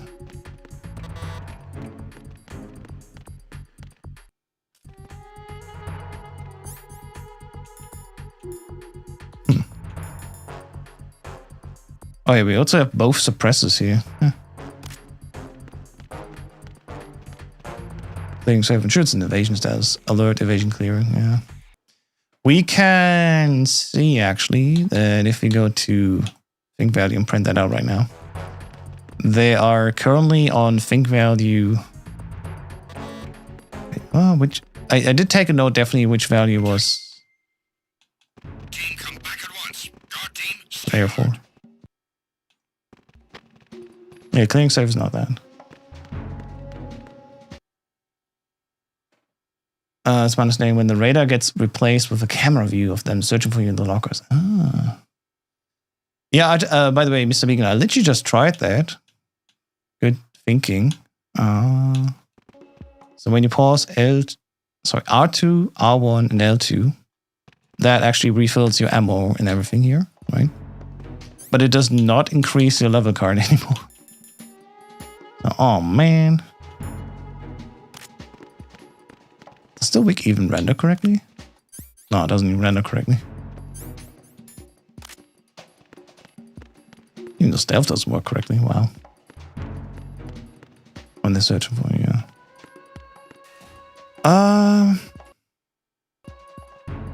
Alright. We'll just reset quickly here. We make terrible progress today. We've barely seen any rooms here in like the last 90 minutes I've been live. Okay, shout out to everyone still sticking around here and chatting with me here about the game. Sharing the thoughts. It's a lot of fun for me and I guess for you as well then. It might crash the game, but what if you attach a suppressor to a gun and then get another suppressor and edit again? I think it would be like what you found, right? Alright, it goes alert, evasion, clearing, if hiding, caution, all good. Correct if I'm wrong, of course. Well, I think the easiest way to check for that, right, is... Wouldn't it be tanker?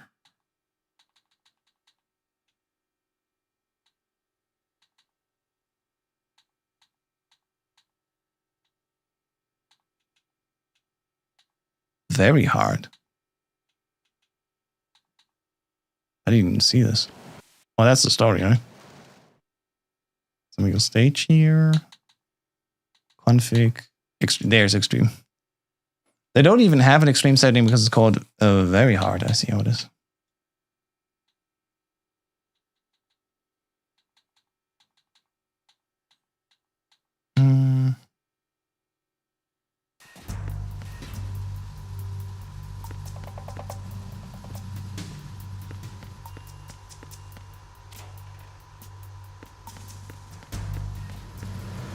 Amen.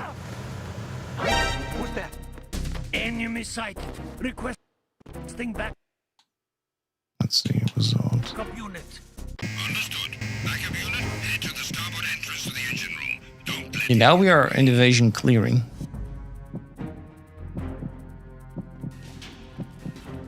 Move! Move!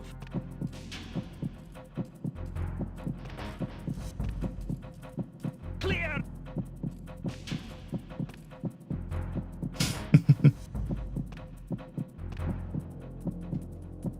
Clear!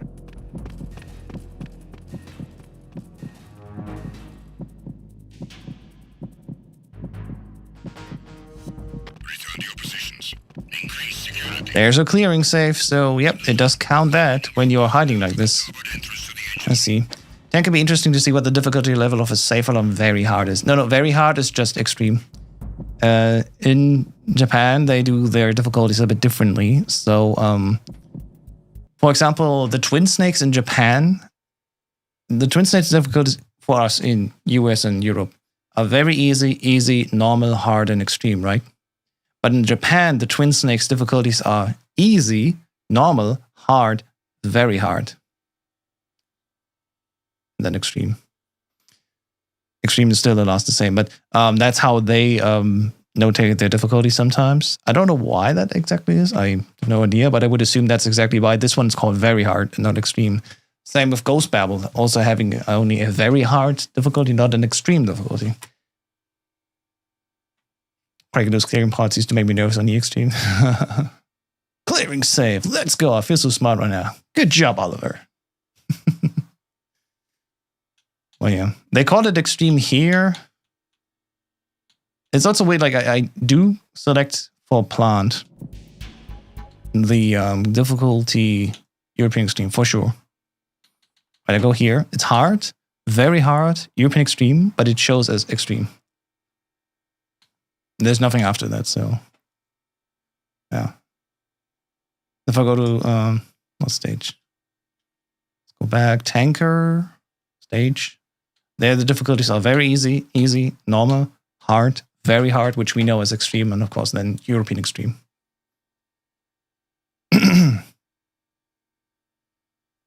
Yeah. There's no very normal? No. Unfortunately not. All right, let's visit more in plant again, right?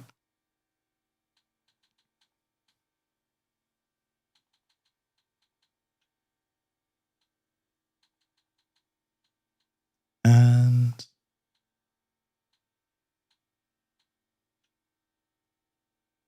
actually, you know what?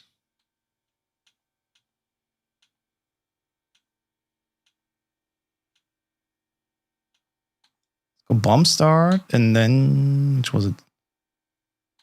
17. I assume 18 then is Strut D. All right, welcome to Strut D. Let me turn off the result quickly. Strut D is like the hardest room to navigate, I think, all the time. And you can see why. It's a very open room across 2 levels. And on European Extreme, their view cones are massive. And if you turn around, there's even a view cone right there. That's because that's where we enter from. And from that door as well, extra guards are spawning in. So similar to Tanker, where we had, was it level C? I think, yeah, C is like the little transition between the 2 stairs with the 1 camera. There's already a guard loaded in already, ready to join in. If we get an alert, then let's see. So by the way, now you can see also hopefully more clearly. If I'm in line of sight of them, they first check blue that they notice me, and if I'm fully in that side of their line of sight, it's red. Can I get more enemies? No, I have no option to spawn something in. Unfortunately, this is not possible right now in this debug build. Also, apparently, this is the New Game plus save, because I just heard the bomb ticking underneath me, so that's fun. I wonder how much health Fatman will have on European Extreme. Well, we can actually check that. To a degree. There's definitely debug settings for Fatman, but yeah. Let's try at least to get up to Fatman, and then I guess maybe tomorrow we do part 2 of Plant. I was actually planning to do speedruns of Soul, but I guess I'm not going to do that.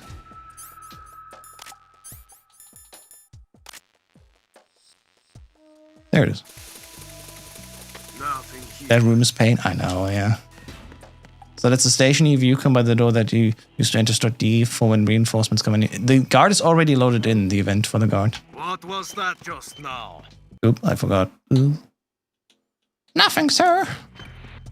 Ignore me.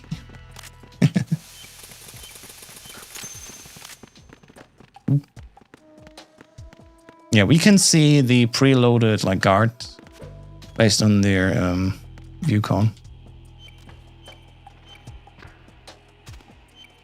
Oh, where's my? There it is. Nothing here.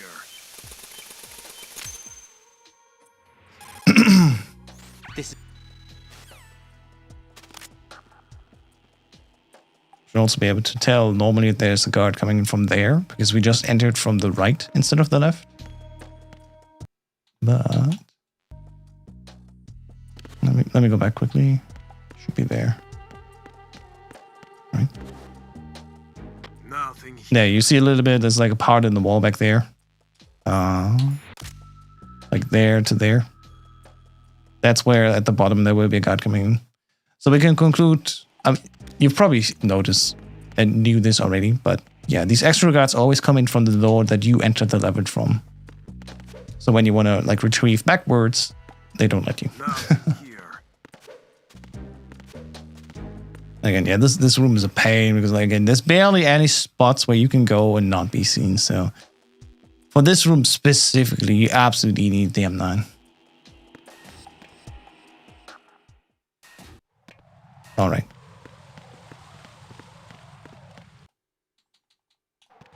I also said you have to do this eye closing thing every time when we load a new map because it always resets per map change. It just is what it is. I'm under attack. Stay alert. Understood. Reinforcements are on their way to the DE connecting. By the way, you guys will probably want to see how far these guys on top can look, so let me turn that on quickly. Oop, no, the other way. They're basically like massive cameras.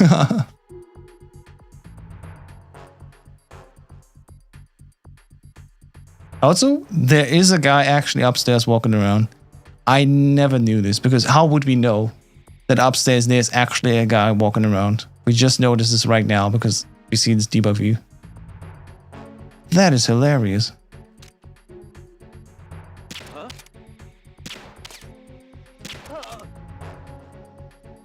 Oh yeah, there you go. He actually walks all the way to the corner here. I guess I just never noticed myself because I never wait for long enough to be here. I usually just run through this room, right? Interesting. Yeah, okay. That's a little casual thing I learned today. But look at this guy just like walking around. Guard team, stay alert. Alright, that's fun. Actually, let me reload this room again.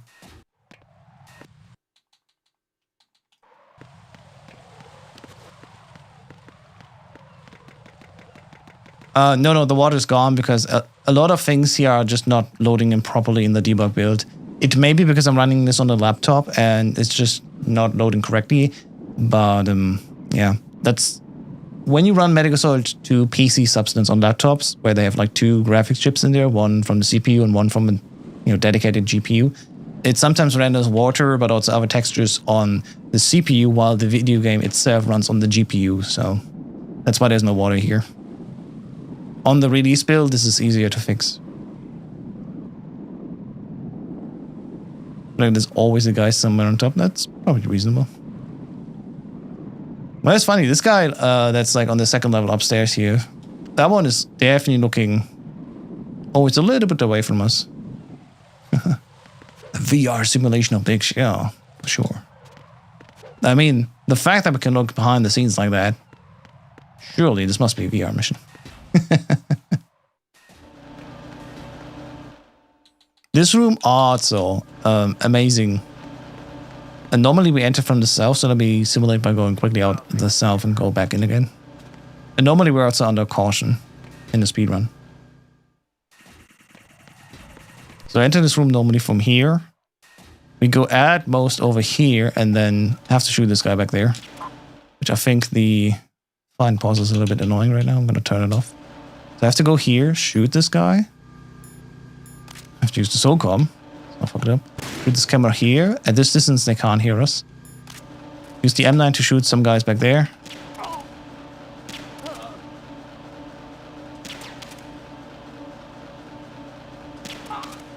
And then back there is where the bomb comes out. But I also additionally take out... I'm gonna check if I have previous on or not. I don't. I'm gonna kill this camera here. And then I'm finally good to use the coolant spray. Because there's the bomb. There. Normally there's the item here, the box, but because we already have everything in our inventory, the box is not really loaded in here. And I would assume that's the same with the suppressor. Serious question. Would this game have been less iconic if Snake had been the only protagonist? Really hard to tell, right? I think Kojima's vision of having a different protagonist here to make Snake even more iconic through the eyes of a third person, I think that was a good choice. A risk for sure, but also a good choice because, you know, it stands for something. He had an idea there and he executed on that, and I think that's respectable. Oh, there's also fun. No demo data.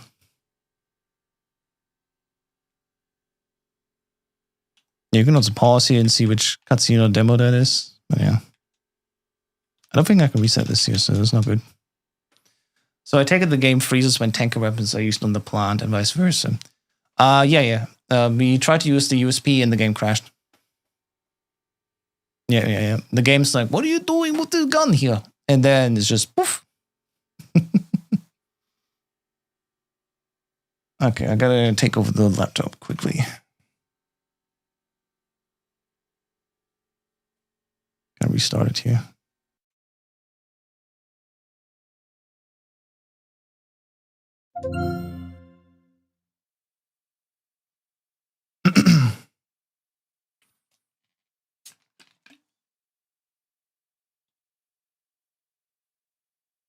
Okay, so again, guys, unfortunately, I cannot show you Fortune.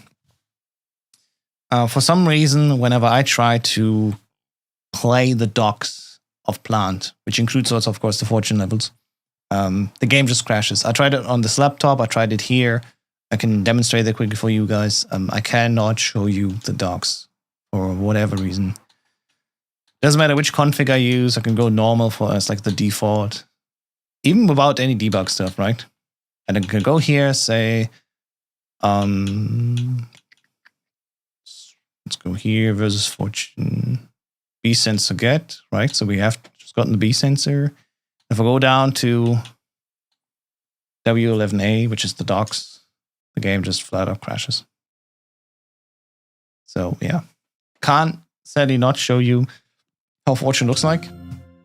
Thankfully, though, that's not too much of an issue because at least from what I've seen in the code there, there's nothing really crazy there that we can check out with the debug menu. We just have the status. We have the offense mode. We have the aging test. I don't know exactly what the aging test does. That one has me.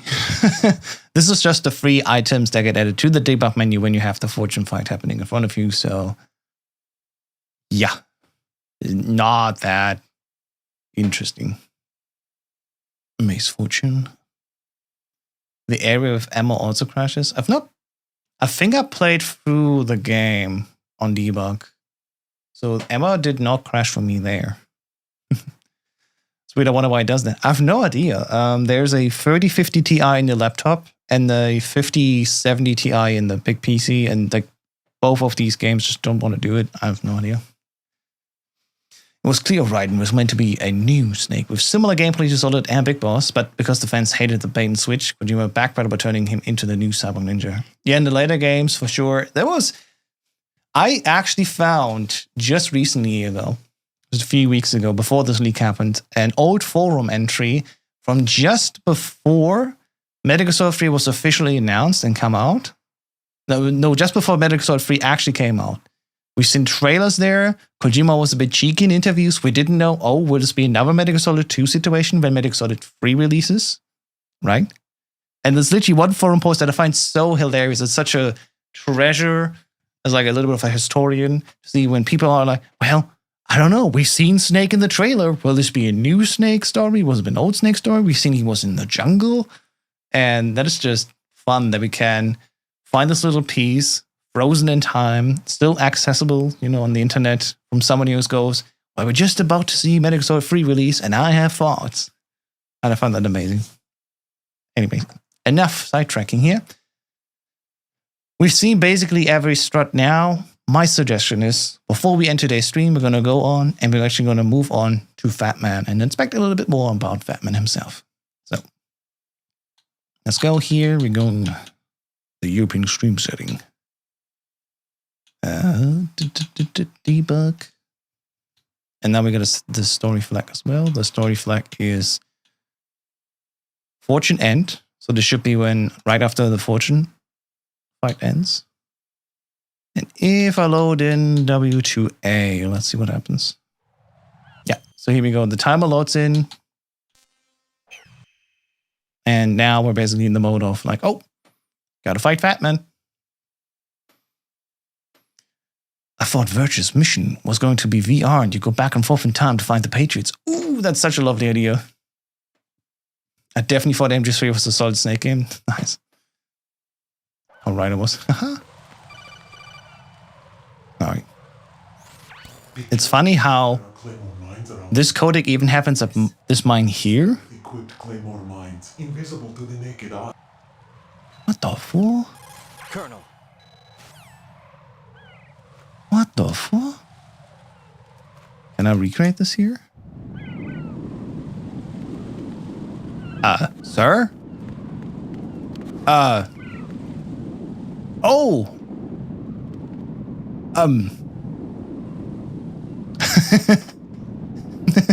Okay, so I loaded in Strut A roof. I paused the game and pressed L2 plus A to reload the level, but instead of being put on top where the playable area is, I'm now underneath. Oh God. Well, that is an exciting view. Let me make it a little bit easier to see everything. Display off. Radar off. The funny thing is also the timer doesn't start, by the way. It's just frozen timer, but yeah, that is interesting.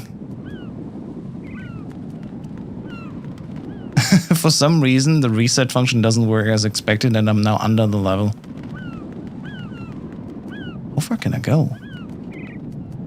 Wait, that's the stairs here. Oh, okay. I can literally walk back in again. So somehow during this reset, I managed to go like underneath the level where there's still interaction. Hang on, let me go here. Event view trap should be it, I think. Okay. Yeah, there's the stairs. We can go up there.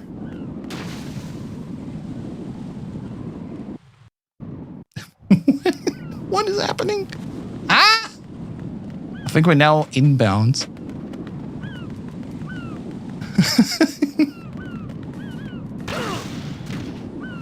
It's kind of neat. It's just weird that the reset doesn't work like that. It's possible to avoid EF connection bridge, I guess. I mean, technically, sure. You're like really walking around, everyone.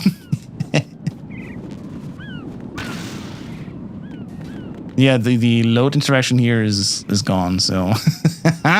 Do not reload if the countdown happens. I guess that may be an issue. Oh, wait.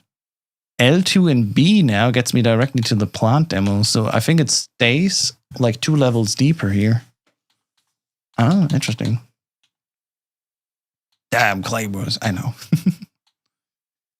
Quite fascinating. What are we doing? Oh, wow. Set aims died is the last story flag. Everything after that is basically a linear game. Which I guess makes sense. But that would also mean like Strut E and the EF bridge are different levels, like entirely. Because they don't check for a story flag once you come back after Twilight sniping, so.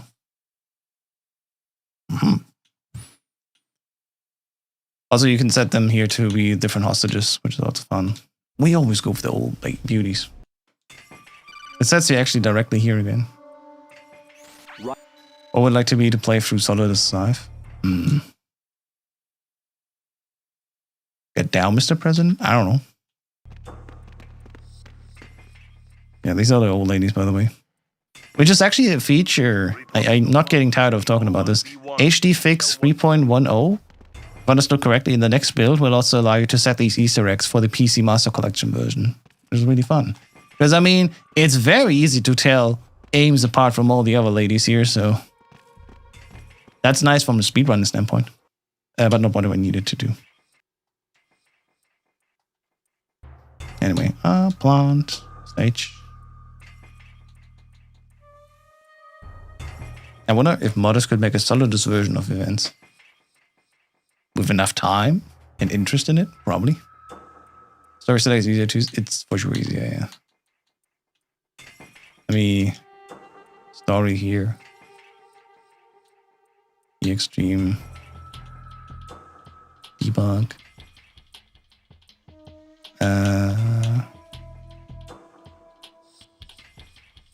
Before Vamp demo? Oh, okay. That Vamp demo was like, what demo is that? Okay, I understand. I have not really checked the story, but it's a good shout, Beacon. That if we actually want to play along with the story, we should actually use the story flags here. That is a good approach. I agree. For a sec, I'm glad I didn't say it, but I'm still going to admit to it. For a second, I thought, who's Peter S? I was like, oh yeah, Peter Stillman. Right. Oh, I'm such a fake fan, man. Okay, so versus Fortune, after Fortune. There. Okay, now it's even properly set. Maybe that was the issue, that I loaded into the level with the flag after Fortune fight ends. But like not with the rest of the story flags, so alright. Now this again. Colonel. Solidus was just another liquid, according to the lawyers going around killing people in Liberia and other third world countries. And then became president of the US at the young age of 30. Gee whiz, that is young. Wait, I gotta turn on display on. Let's see what the hell I'm actually equipping. Ah, it's still unequipped. I don't know why the default is unequipped instead of previous, but oh well. Also, it's so calm. There you go. It's possible George may have met Big Boss while BB was running Foxhunt in the early 90s. Or Solidus hated BB like Eli did. It's something Kojima never addressed in Phantom Pain. 30 but he looked 50, true. It's the unfortunate situation of the genes. Oh, hey, Gitai, what did you miss? We landed out of bounds with a bad reload. That was fun. But of course, that's a debug thing. And other than that, we've just been confirming a few things, repeating also a few things from Tanker. You know how it is. Didn't miss much, I would argue.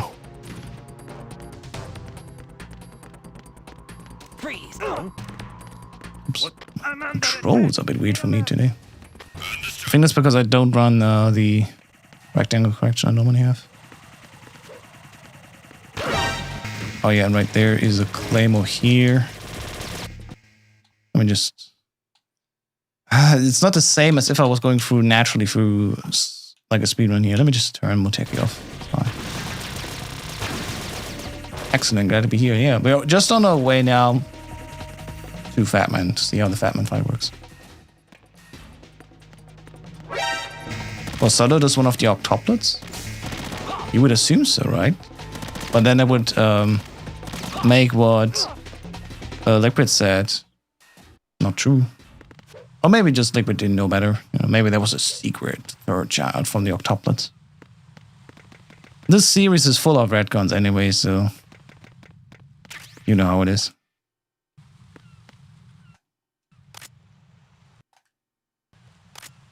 There you go. By the way, Gitai, probably good to know for you as well if you go through the debug version here.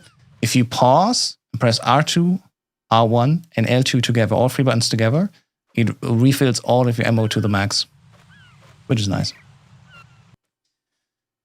Maybe you could find an alternative way to trigger the next story flag at certain parts of the game with this debug menu. I mean, you can set it up. Yeah, you can set the story flags to whatever you want and then load into the map. So this was a separate batch in the lore. I'm certainly not a lore master. I'm a gameplay master. So all the lore stuff I let someone else handle. I know my limits, and my limits are more for gameplay side. Where are we? We are here. I'm gonna set trap off right now.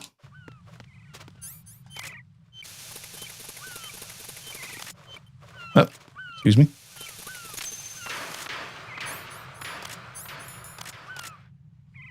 All right. So you're the one. An informed bien. I see. I like a punctual man. I like a punctual man. That sound? I am Fatman. I am the greatest that humanity has to offer.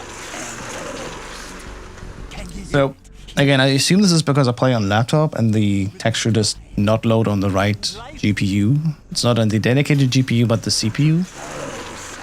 So that's why there's no texture for him here. I'm pretty sure when I played on the big rig, Fatman had texture. But hey, it looks even more debugged this way, isn't it? But hey, the wine glass, or the cocktail, whatever it is, that one's loaded in. the time with every moment of their existence, and nothing else announces its own endless. Would be nice to check how much health Fatman has and how does the bodysuit reduce damage. Well, we'll find out. I mean, for speedruns, if you could get a better understanding from the 𝐇𝐚2 skip, for example. Yeah, we're gonna get there. I already have tested 𝐇𝐚2 skip, and there's interesting insights and something that's still a mystery. But we get there when we get there doing these streams. Your ransom. Ransom?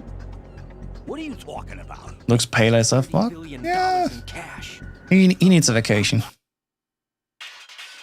So, you know the drill. 2 bombs, 45 seconds, and the lad is here. Here's one for you. Well, good thing I have 𝐻𝐼 on, so I'm invincible. So let me go to a spot where we can see properly. Fatman's debug menu. Right. New chapter. Fatman's debug menu has a certain amount of stuff here. There's dump mode. There's think mode. Motion check. Status mode, which is also including 𝐻𝐼, also target, eye position, next route, sound, and off. And view mode has level, type, container, probably when he runs to containers. Behind pause, when I'm like leaning, I guess, behind area, and off. And of course, bomb check on off. So, I love the fact here, and I think there's one thing I'm not sure if we can pause the timer. Let me try a little bit more time here. Freeze all the bombs, and then 20 seconds, and it goes boom. Now we're gonna go and set him. Oh god, I can't. Oing, oing, oing. Let me go to.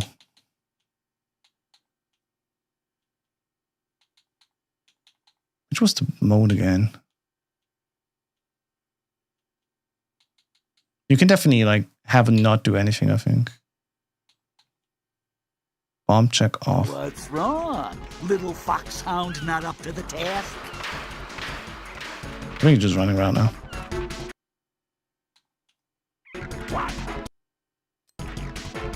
No, okay.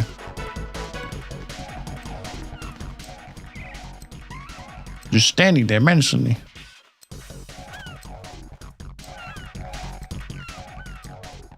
Ah, so in the blue area is where the bomb is, and the red one is another potential bomb area. Dump mode, bomb check, what is interesting. Yeah, I've not fully understood yet what these all do, but you can definitely tell like where they are. And I guess because we set him to bomb check on, he's just setting it maybe.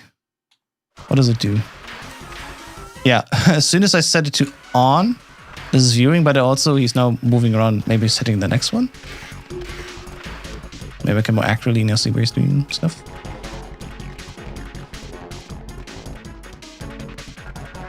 It's like we can like follow after him and then retrieve each step. He's certainly pausing at certain points here.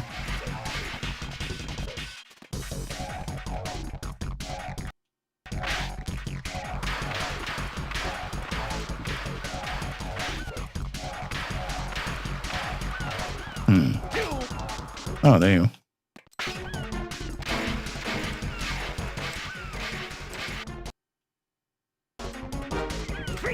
Ah. So you know how we had this at the beginning of the plant, right? The Kamome, sorry. The Kamome debug menu is all for the pigeons and seagulls, right? And with the Kamome mode, if you use the right stick up or down, you can flick through each of these birds. The same thing can be done here with bomb check. So if I have bomb check on, I see the index 4. But if I use the right stick down or up, I can see the different positions. So this is nice. So this is position 1. And 0 is all the way up there. So this is 0, 1, 2, 3, 4. And then the next row moves on. And one for me. Sir, how many are you planting? 5 is back there. 6.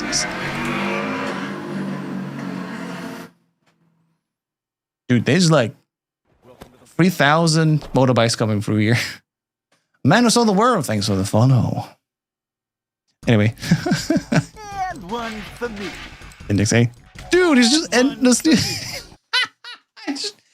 I think what it actually does is, because we go each one by one, he plants a bomb where we set him to. Yeah, I think I'm telling him to plant them. Because he literally plants them all. Let me go back to 7. He goes to 7. And one. That's how it works. All right. The puzzle is solving itself. Yeah. So index 7 is this, index is 8. And one for me. Then we get 9 there.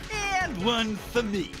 Okay, I'm not gonna say this will solve the trouble I have normally, but it's so fascinating to see how actually every position works. And one for me. There's position 11? Where's 11? Oh, it's all the way back there again. 12 is that. I think these are, again, the containers in order. And one for me. But then the different position on the container, right? You know, this is the side now. One for me. Jesus. 22.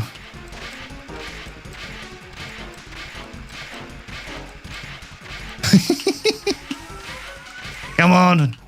Go for a walk. 44, 45. How many positions are there? One for me. They do definitely mark like where they are.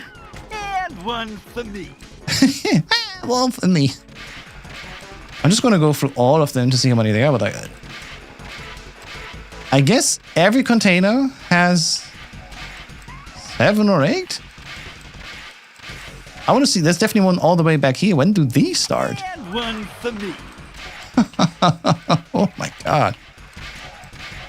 And one for me. I gotta extract that sound. Okay, if you had trouble like me when going up to Fatman and like trying to beat him, but he plants too many bombs and he ran out of time. If I see this correctly, There's like over 150 positions. Okay, this is a little bit back there. And one for me. And one for me.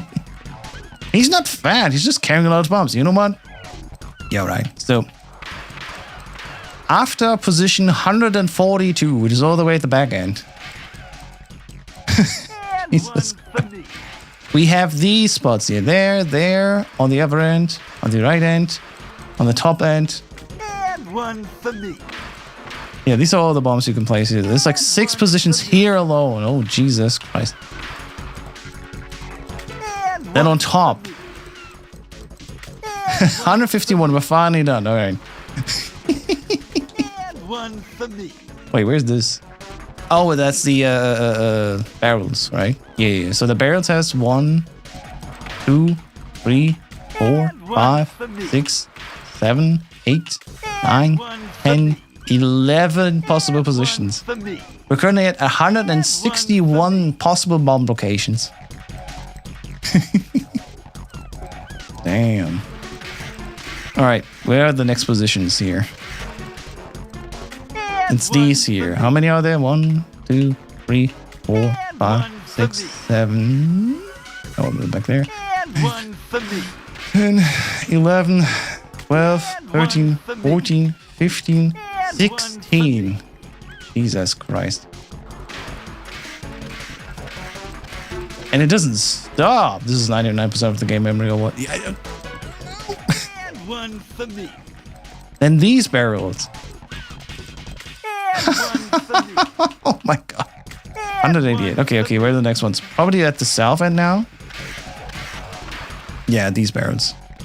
And one for me. Well, for me. I'm sorry.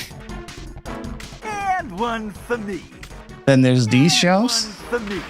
Oh, these are just free ones. So we got shelf 1, 2, 3. 1, 2, 3. Okay. I'm not gonna do it. But someone can now add literally every possible location of the bombs to the wiki. I may actually do it just because it's so fascinating to see. Though you can actually like segment it, right? The shelves are all the same. The barrels are mostly the same. So, okay. But again, there's only 10 on the barrel. I know. One for me. Then there's these shelves here. And one for me. Where's 206 is here? Where's 207? One for me. Oh, it's this here. Okay. 2, 3. And one for me. And then even, wait, there's even more on the shelves? And one for 2 more on the shelves?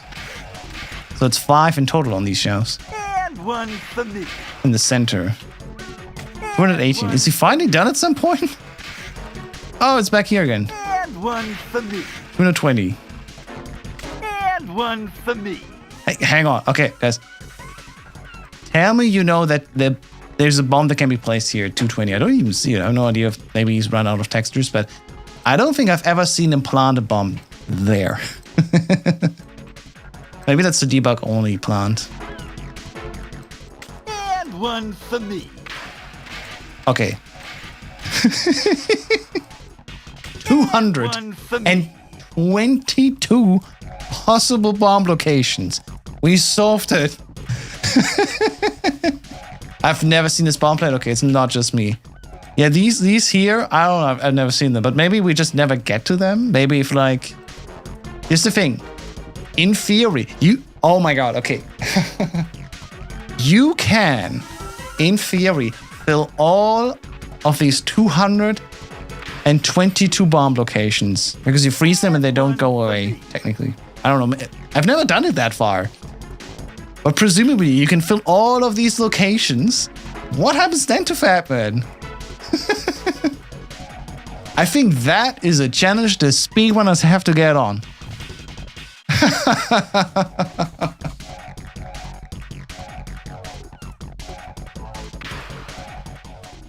And one for me. Yeah, let me start again and then go all the way to the bottom end here.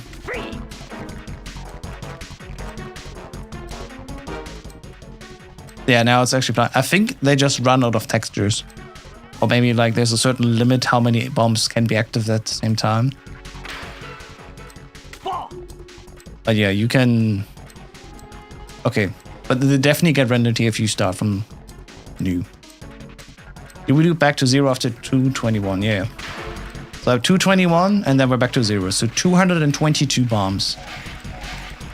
Okay, see you later, Mountain Dude. And one for me. Then he goes nuts.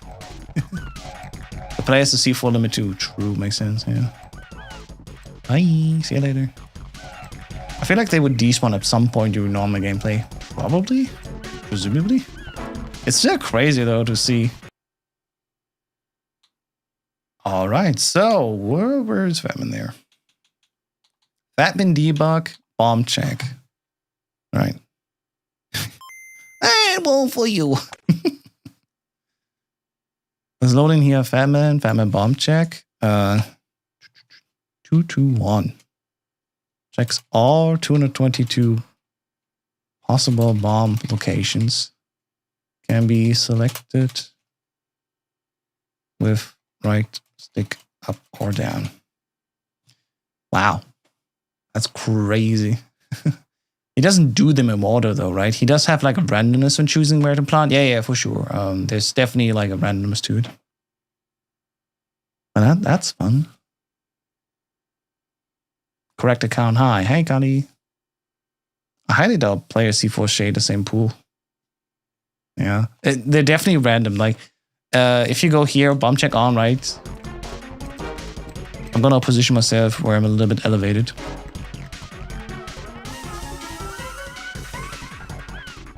The first, like, 150 are all there. So all go through here, all of these containers. Right, 10, and then it wraps back around to the beginning. So all of these first are ones that are basically in the front. 1, 2, 3, 4, 5. Yeah, there's 11 containers here, and the 11 containers go up to that. That one's on the left. The next set of 11 is the container to the right, as you can see here. Yeah, that was crazy. You see definitely though that there's like 2 different boxes there, so it makes you wonder like, what is the right distance to them? We know there's 2 different speeds we can freeze them, right? So if I go here with the coolant, then here, that was a quick freeze, and if I'm like too far away or too close, then there's a slow freeze. Let me go one over here. If I spray, for example, from here, that's also a fast one. So, okay, this is definitely something I'm quite interested in as a speedrun as well. What is decided what distance is a fast bomb versus a slow bomb? At least now, while we're not in regular gameplay, we do have the time to experiment. Okay, what is the right distance there? Does it even matter if we're very close or very far? If we're like inside the red box here, if we turn on player and find boss there. Maybe if we're like too close with all 2 boxes here, then it's a slow one. Let me put one here. And one for me. And one for me. If we're like too close, we definitely get a slow one, right? Yeah, that is a slow one. And one for me. Whoa, did you see that? And one It for appeared before he finished planting because the index was already set. He went to position 30. There's animation, but it popped out at 29 because they just changed it. Fascinating. Is this a fast one?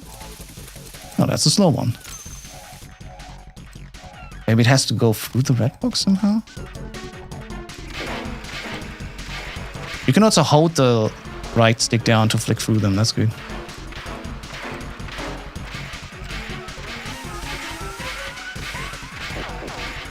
I know normally, like visually, you want to be here. Like, there's like a gap in these linings, and this is where you want to align yourself, either from the left or, of course, from the right, in order to have like the right distance. But I can't really tell if there's any logic or reason behind this distance. Also, there's a slow one now. That's fun. Now it's a fast one again, so...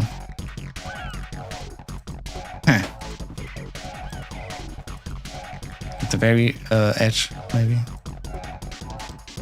Maybe if coolant only hits red, blue, does the stuff. Maybe it needs to hit both.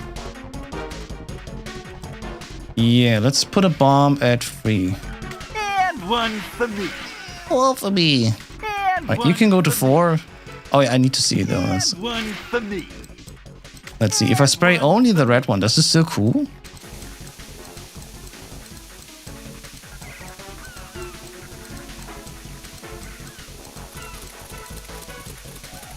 Interesting.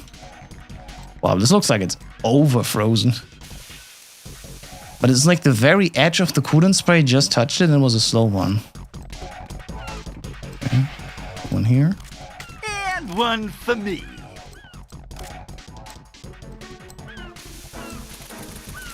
Yeah, if I write on it, then it's both.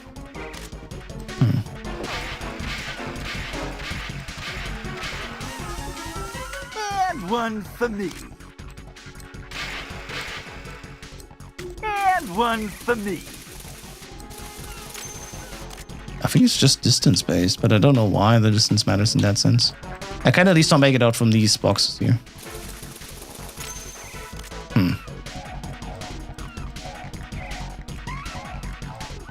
As soon as it gets the blue box, it starts to freeze. Yeah, no idea. Let's blow something up. Let's... Damn it! I equipped the weapon we're not supposed to equip. Maybe each face of the hitbox is a different detect and you're hitting 2 faces of the cube. I think my BS is accurate. You're hitting 2 faces of the hitbox. That probably is true then, yeah. Okay, damn. What is the level again of Fatman's box? Wait, I can just tap over there, quickly see. Map names.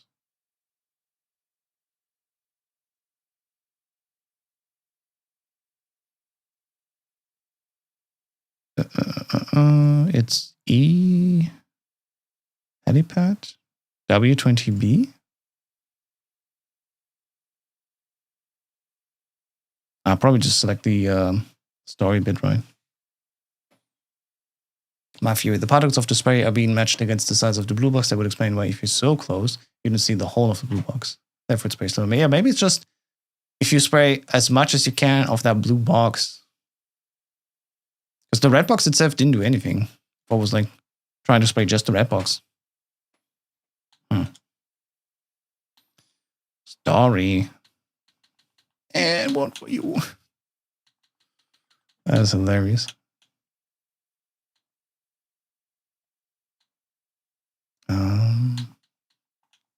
Versus Fatman. There you go.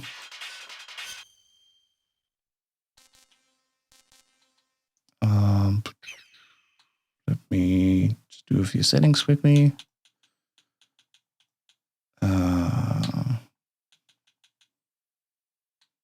Fatman bomb check on. Okay, now I gotta do this.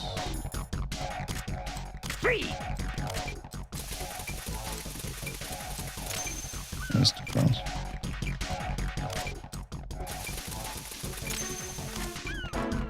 Yeah, maybe it's just you have to spray as much as you can.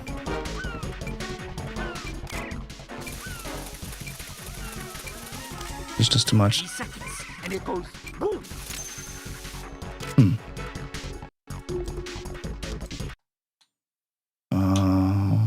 Where's mine? There's the Moteki.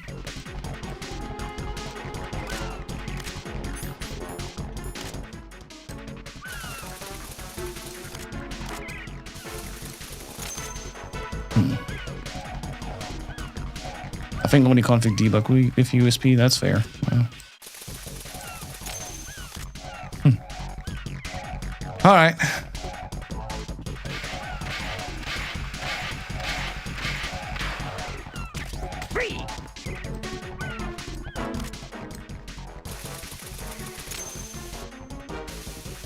It feels like I've just, if I aim here, it's like the most part of the blue box has actually been filled.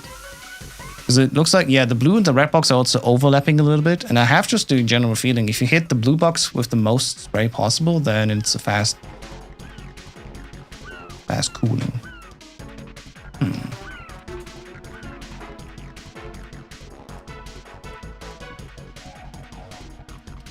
burst sprays? No, you can hold it.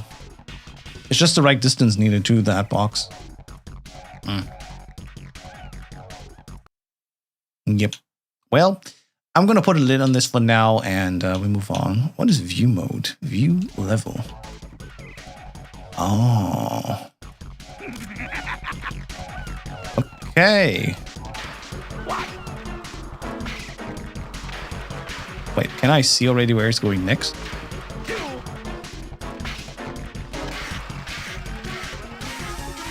Level 2, pattern 6. Oh, maybe these are predefined patterns now.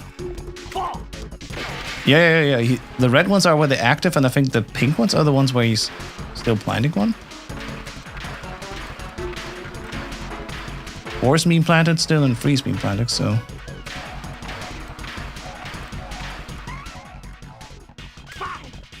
Yeah, there's 5. Favorite explosives. What's wrong? Oh. Sound not up to the So it seems like it's not... Well, I need to go where you can see it properly. fox sound not up to the task. It actually stands there. Oh, I can't see it when I'm pausing, but... Level 2, pattern 6. Already put red. Under is a yellow. Stand is green. Upper purple. Run sky blue. 10 seconds left. Upper is regular blue. Can't change it, I can just view it. 3, 2, 1. Okay. Who's the fastest now? Jack, what's going on? Answer me. I wonder if none of the patterns contain locations 221, 222. Right, that would be one of those things, right? Maybe the red box is a plant box for Fatman bombs, and the blue box is there for riding for spraying. If you spray the blue ones, it definitely affects it. If you spray the red ones, it doesn't happen. So this is level 1, pattern 1, I guess.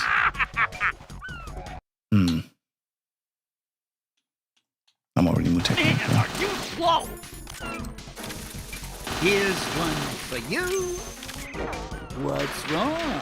Little fox sound not up to the task. 20 seconds, and it goes boom. I wonder where he changes it. What's wrong? Oh, I just changed it to 2 and 11. Task. Oh, I can do this all day now. What?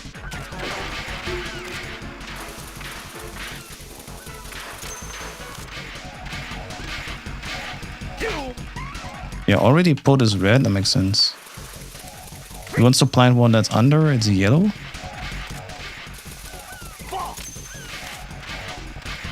Oh. Look, your favorite explosives. He's not wrong. Man, are you slow? Here's one for you. Man, are you slow? It would help so much if we could have these views here. Come on, get a move on. Man, are you slow? So you can definitely like map out, if you read all of them out, what the different levels and patterns are. You can adjust these two numbers? How? Oh my goodness. How's I just thought of some speedrun nightmare nonsense. People are going to start resetting on Fatman depending on where the first bomb was set. I mean, if you're really good, you don't get to this phase. Like, we normally just chase him around and then he never plants a bomb. Or even if he plants a bomb, he usually doesn't get to the part where he would be able to set them off, right? So, I mean, it's still an interesting idea. Yeah, but yeah, how can I adjust these? Maybe with keyboard keys? It's definitely not the right stick this time. Yeah, it's all good, Oliver. Oh yeah, purple is upper, and it gets set to red once it's out. 6 was a standing one. Okay, so they definitely... Look, your favorite explosives. What's fascinating is they definitely have different assignments there, right? Because we have 222 different locations, but they also come in different flavors in sense of, is it an under one? Is it a standing one? Is it an upper one? I don't know what's a run one. Other is also interesting. Look who's the fastest now. I think you're just then by freezing the bomb, not killing it. Yeah, I mean, that's how they change, definitely. Once you froze all of them, he's gonna go to the next pattern. Can't reset for good suckers if you can no cycle. That's right. The actual strategy that we use is actually, I think, fascinating these days. Come on, get a move on. I also love that I have activate Windows view now here.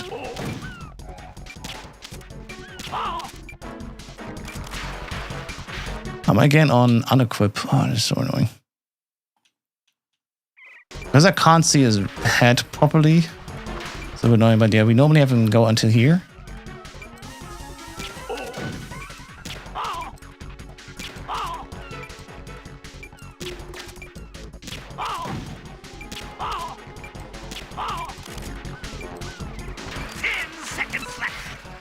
I thought I was on unequip. Let's change back again.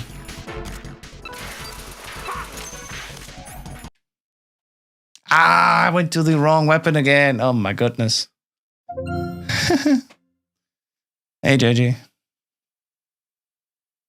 Yeah, well. It's a fun little strat because when he goes to that barrel up to the top left, like if you look from top, up to the top left, you can give him like 3 sets of 2 headshots there, including the first 2 headshots. So you can give him like 8 headshots with the M9 ideally. And then you freeze the second bomb. And then you just need to chase after him for like 2 more stumbles at most, I think. I'm asking? What are you asking? Have you started streaming? Or you think about to end soon? I'm still good for like a half an hour, so if you don't eat for an hour, yeah, I'll still be here. Probably each level has a set of patterns associated with it, for sure as well, yeah. Yeah. If I just go story, and I don't, like I just set it to regular European Extreme, and it will give me like a standard set of like equipment, then I should not run into this issue. Let me go here. Oh, not this. Display. And then let me be sure. On new, vibrate off. Am I going?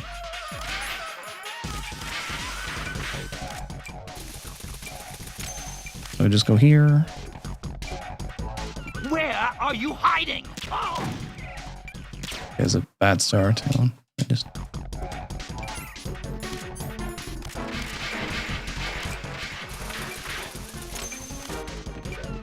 I've done a straight under my eye, mate. It's every time I reset here, it goes back to being unequip. Yeah, okay, well. Where are you hiding?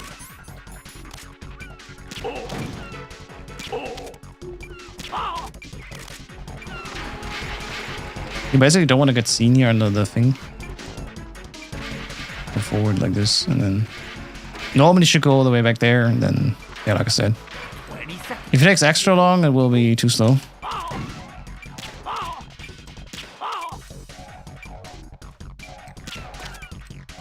10 seconds. It's really hard to hit him in the head like this.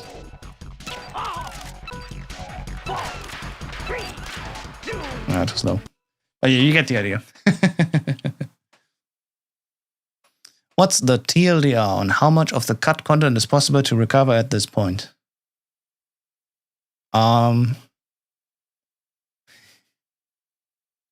I know of 3 things right now. The effect when the tank gets flooded, which was part of the E3 2001 trailer, that was recovered by Solid Snake 11. The level E11C, which is where Solid Snake fights Fortune, can be played now, again by Solid Snake 11. And the flag, W61A flag, has been added back in at the end of the game where you fight Solidus, which is also part of cutscenes. That has been so far gotten in there again. Impressive getting your blind, thanks. And there's probably more we can get in again if we hopefully can build our own, cutscene build and stuff like that. But there's a lot that's cut and, just not included as well anymore. There's code for play this cutscene here, and it's commented out. And the cutscene that's supposed to be played is also not even there anymore. So I I don't have high hopes that cut content can be added back in quickly again, but there's crazy talented people out there with like huge levels of experience that are working, it feels like, around the clock to give us so much back in again. I wouldn't be surprised if there's a lot more still possible. Everyone asked, where's the cutscene to have Arsenal crash into New York? And the cutscene doesn't exist. The code to play the cutscene exists, but the cutscene itself is not there. That's at least what I've been told, and, you know, I'll trust the people that told me that. So, you know.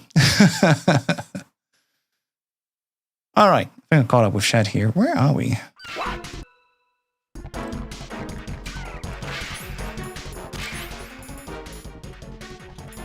No. I'll try one last time there.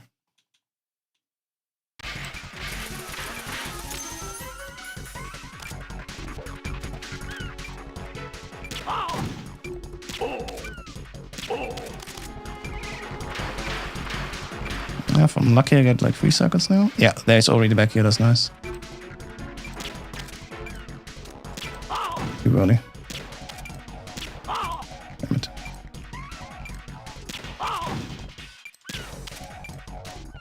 Always gotta go a little bit up. Yeah, it's really hard to hit him there. I could have probably done 3 cycles here and then move out and cool the second bomb. Anyway, we're not here to play this game normally. I can do that at another time. We're here to check more about the debug stuff. And of course, bomb check we already done. We know exactly there's 222 locations, but what else is there? Well, we already checked view mode level, which shows us possible locations per pattern. We're currently on pattern 1, level 1, which is the starting one. But 1.1 also itself has already more stuff here. There's 3 standing bombs here and 1 upper bomb, as marked by the colors. So if you ever wrap around again to be 1.1, it would be here as well. Possible locations where bombs can be planted. Fascinating.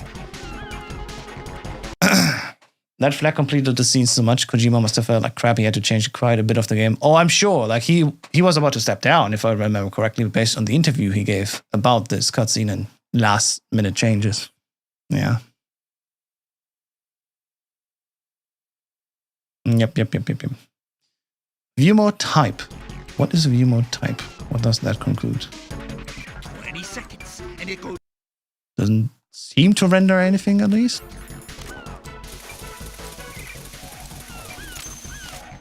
Hmm.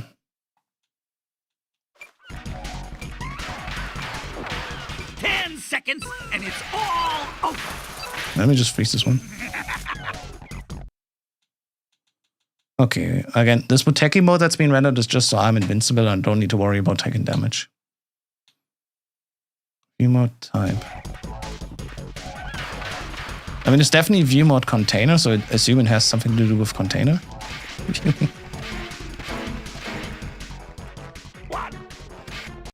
But yeah, view mode type is just whatever.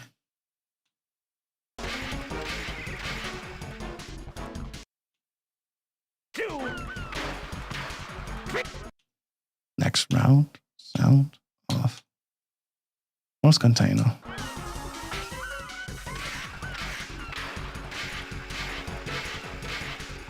A white taxi ripped the crew off when they were scouting the location. That's a fun fact. 20 seconds, and it goes. I'm looking at the code now. I'm really curious about this level pattern stuff. Oh, for sure. There's probably a reason why we've never seen the position 221 and 222, which is right there at the end of the panel.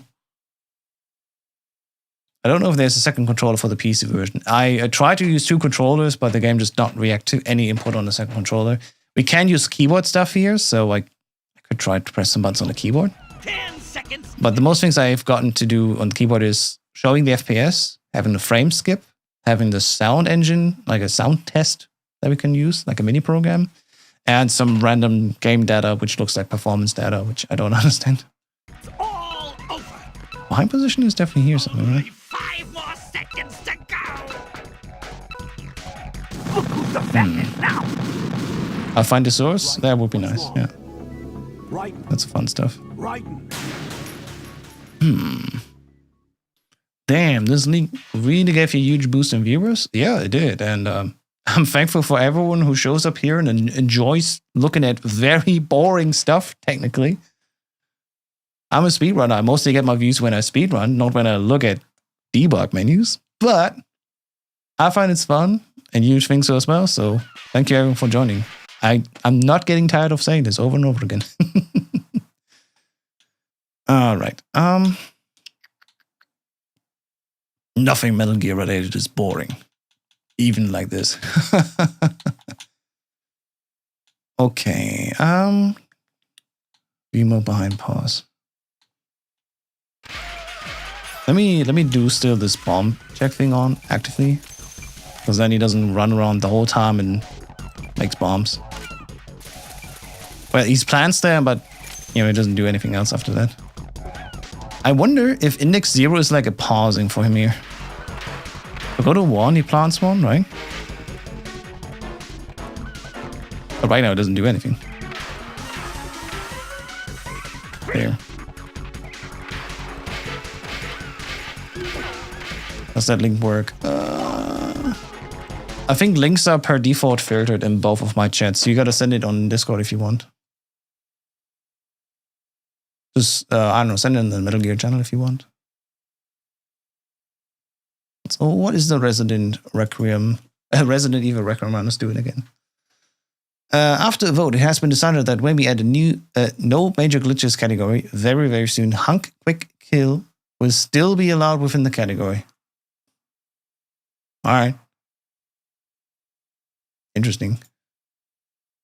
What does 𝐭𝐞𝐮 mean in the debug menu? It's for the first person view if you have regular controls or if it's inverted. So I can quickly demonstrate it. 𝐭𝐿 normal is FPV, right stick up, right knocks up, right stick down, right knocks down. If it's ref or reversed, right stick up, right knocks down. Sorry, left stick. From your POV, it would be, right? The left stick in my hand, down, he looks up. So it's just to invert the FPV. Yeah. There we go. Thank you for the link. What is that? About production. Oh. We're already in this view. Let's go. Where's the taxi reference there? Let me zoom in a little bit so we can see better and make it fully viewable for you guys as well. When doing location research in New York City, Mizutani Takashi, demo team, Negishi Yutaka, stage team, and Fukushima Tomokazu, script team, got scanned by a white-collar taxi cab into paying extra money.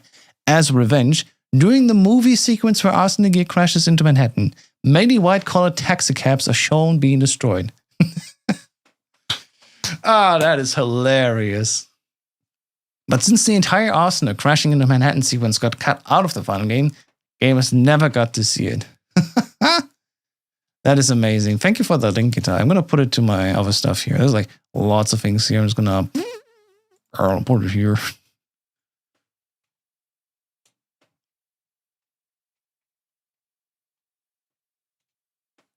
Good stuff. I never knew that. That is definitely fun. Yeah, thanks for that reference. I don't know if anybody tasted this before, but I've tasted. The applesauce tastes good and better with maple syrup. It's delicious. Nice. Great website. Yeah, definitely have to take some more time to check that out. There's a lot more in there, which would definitely go a little bit too deep for today's stream. I want to keep it mostly focused still. Actually, where's the debug menu? Fatman, there's my notes. So far, I still have not figured out what all of these do. I can maybe try to find out with more like a deeper look into the code. Again, think mode is also something interesting here, so let's try that as well. Again, let's go back to normal.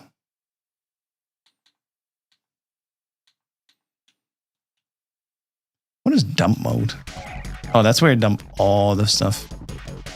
Let me look at something here. So this is just kill count, game level 60. Okay, there they are again, the values. Okay, you can't see them in a pause, but activate Windows, by the way. I don't know why it shows up now. This is a laptop with a legit Windows. Whatever. Let me go to player and display off. So what do we have here in terms of, okay, wait, hang on. I'll make it easier for you to see. The camera's in the way. So let's analyze the thing values for Fatman. Kill count, game level. We have again 3 thinking parameters. He's currently in mode 0, 1, 1. NT3, -1. The food was delicious, that's great. Shukan translates literally to subjective or subjective perspective. Oh, there you go.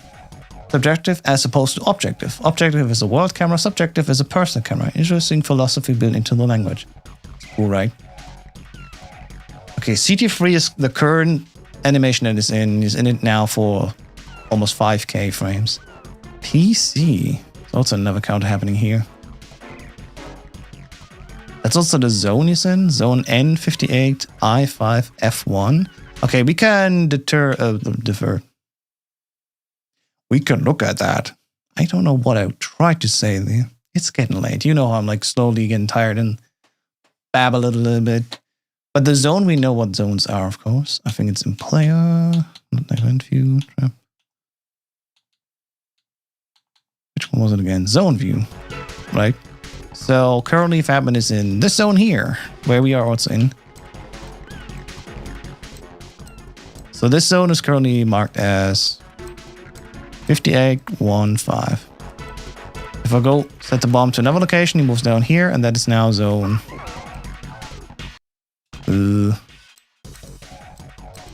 God, it's hard to see. 5951. Yeah, so it's like 58, 59, and it's still 51. Interesting. PC could be program counter. Probably. He has a real bullet count. Yeah, yeah. He definitely shoots us. Oh, this is fun. Okay. It's maybe hard to see with this view, but he also accurately calculates the distance to us. There's 2 values to distance. Yeah, and if I go left and right, it just changes the first number. And if I go up and down, it's still the same. So I don't know what next to dist. The first number is definitely the distance to us, but I don't know what the second distance is to. And I guess the direction is just the direction he's facing. That makes sense. There's a lot more. C4 is put at B3, C0, P5, X4, F2. Maybe the C4 is like the positions he wants to put some in. Like it randomizes these different, there's like 6 different states here. B, C, P, X, F, and C. And then he puts like, oh, today I'm going to do 4 bombs at X. Whatever that means. Can P2 play as him? Maybe. Maybe in the console version if we have a debug build from that here. X, Y distance. If I go up and down, it doesn't matter, right?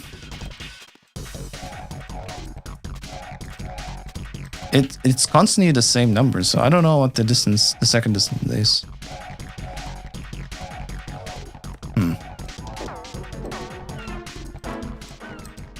But let me look at something that's easier to see. Okay, C4 put is also fun. C4 put is level, that's the level he's in, and PT is pattern. We know that from the other view, right? So C4 put is something together with the pattern and level and where he wants to put stuff, and in 5. Alright. Bullet is 20 that he does, and sounds, I guess, a sound test. Climb could be vertical. Alright, that is a good coin. I mean, when I crouch, it doesn't change. But I'm gonna go up a box. Nope. Even though we're on top here. No, not go up this one? Maybe from here. Yeah, it's still 11, 4, 9, 6 to 8. So the second dist value does not seem to change at all. What if I set him to a next bomb? Let me see. Bomb 2. Okay, definitely something changes.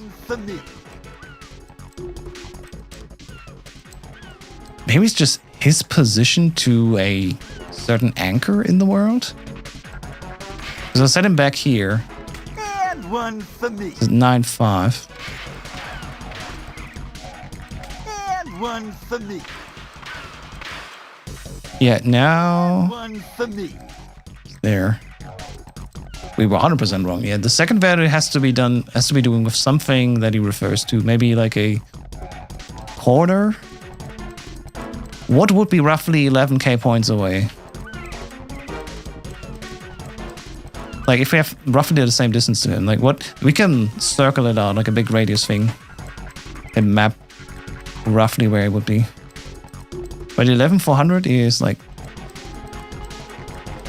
wait, is it this zone here? Almost. Huh. Seems like it's this zone here, this little field. At least right now. Yeah, it's something to do with the coordinates in the room, that's for sure. The number gets lower as it goes right. Let's see. So if I do the next bomb, so it moves only right technically. There we can see that easier. So next bomb, it goes right, the number goes down. If I send it to the next container, it goes even further down. And one for me. But index 4, which is all the way in the right, the number goes up again. So it's center? And one for me. Like center of the map, maybe? Distance from center of the map? Where would the center be? Here, maybe? Roughly here? Oh, yeah, I think this is the distance from the center of the map. It looks like it. And one for me. Because I send him over, it's... Okay, now this is almost 1,000 difference. This is like 400 different. Okay, it's not exactly that. And one for me. Huh. Then one for the cheese. I mean, I would also guess some sort of center, maybe like also another height thing, but yeah. Yeah, it looks like it's referring to the center of the map, I guess. Fascinating. Also, we can see B is now 16 and P is 18. What? And one for me. And one for me. Okay, under sound, the C value is probably the time that remains of a sound bit. And one for me. Silence. So the C value is probably just the time left until his voice line is over. And one for me. And I guess H is maybe the index of this voice line. And one for me. And one for me. Nope, now it's the same voice line but a different ID. Alright, fine. And one for me. This is H18. And one for me. And one for me. Maybe it's S2? And one. It's always S2, and for some reason the H value goes higher and higher the further we go. If I put him back again, And one 23. Is H maybe just the amount of bombs planted? And one for me. I guess that makes sense, right? S is just the sound file 2. C is the duration of the sound, and H has something to do with like the amount of bombs. Because it goes higher and higher per bomb planted, and if I go back, it still goes higher. Yeah, H is definitely counting up every sound. It's entirely possible that we never see 220 and 221 because of a bug. I put the C code for the soul deciding where to put bomb stuff through Claude. I know. And there indeed it seems to be a loop where they check the wrong loop parameter. Oh, fascinating. Yeah. That's fun. I mean, it's cool that there is 2 locations here for these, but they never get reached, basically. I think I know what PAT means. What does PAT stand for? Enlighten us.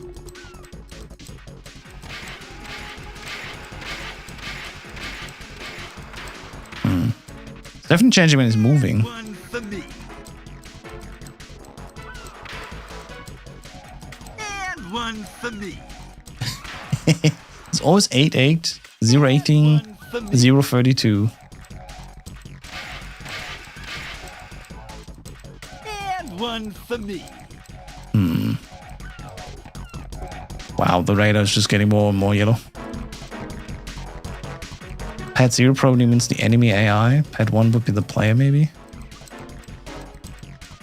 Maybe? It definitely only changes when he's moving and then standing. I think One for me. it's fascinating though, you know. Like, what does this PC counter mean at all? Is it just the duration of the fight? Is that maybe if we were to translate it over into regular time, it can actually be like IL time, how much time is spent here in this fight? Who knows? Thank you, Rooftop, that's for sure. This must smell like, I don't know, a Douglas. Do other countries have Douglas? Like the perfume shop thingy? Also, look at how these zones are cut sometimes. What the hell? Oh, is that maybe why sometimes here in this zone he's just spinning around? Because I remember distinctly sometimes they're just like this backwards, you know, like dancing around, and maybe this is the zone is this big, so he has enough space in this zone to dance around. How big is the zone upstairs? Yeah, there's a large one here. Large one here. Oh. Yeah. PC is probably the timers spent in this fight here, I would assume as well. CT3 is definitely tied to the animation, how long it plays. Because it also, yeah, definitely resets when I send him somewhere else. It's the same across everyone. CT3 is just the duration of his animation. Or like state. I would say state probably.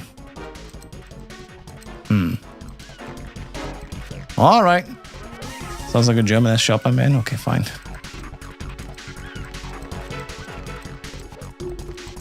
It's fine. I'm not really a Cologne guy anyway. I'm still also...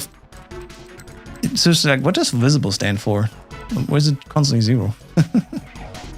Let me restart the fight and then do a clean start here. So we're here.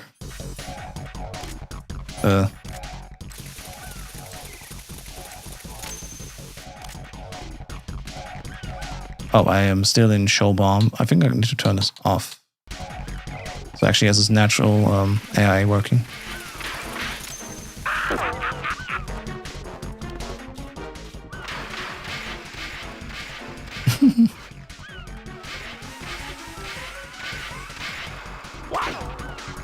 What the?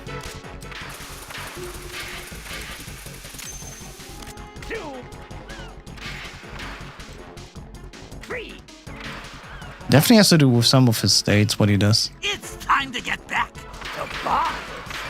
Gita, that's a very funny thing to say because both. I rarely use Cologne. 10 seconds. But I lived in Cologne, the city of Cologne, for a couple of years. Little foxhound not up to the But I left the city because it was too expensive for me. One for you. Look who's the fathead now. Who's the fathead now? Come in. Right. The visible value increases when he sees you, so it's maybe like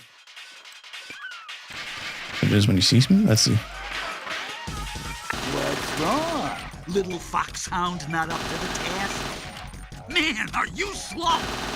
Come on, get a move on. Come on, get a move. Maybe visible is also like changing his animation and stuff.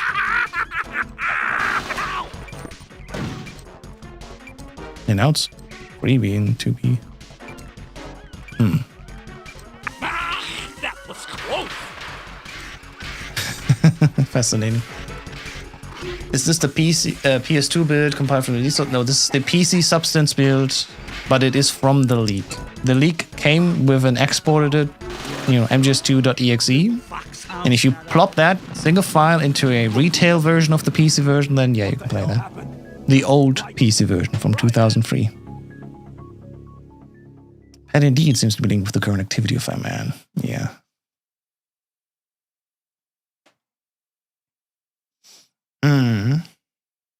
Snake always wears cologne, though. He even says surname just one.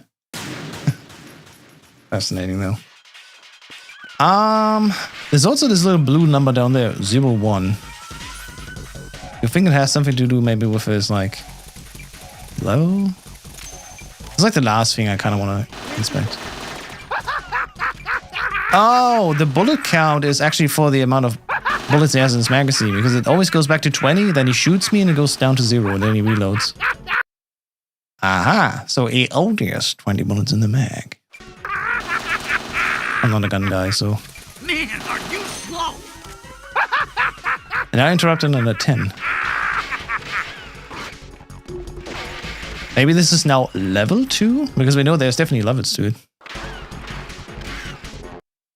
I heard there's also a possibility to compile a PS2 build from the source. If that's true, I want to play that. Play on PS2 with the debug menu? I would love that. If I have, especially also the level select, but it runs on a PS2, I need that. I guess it's a Glock 20 then.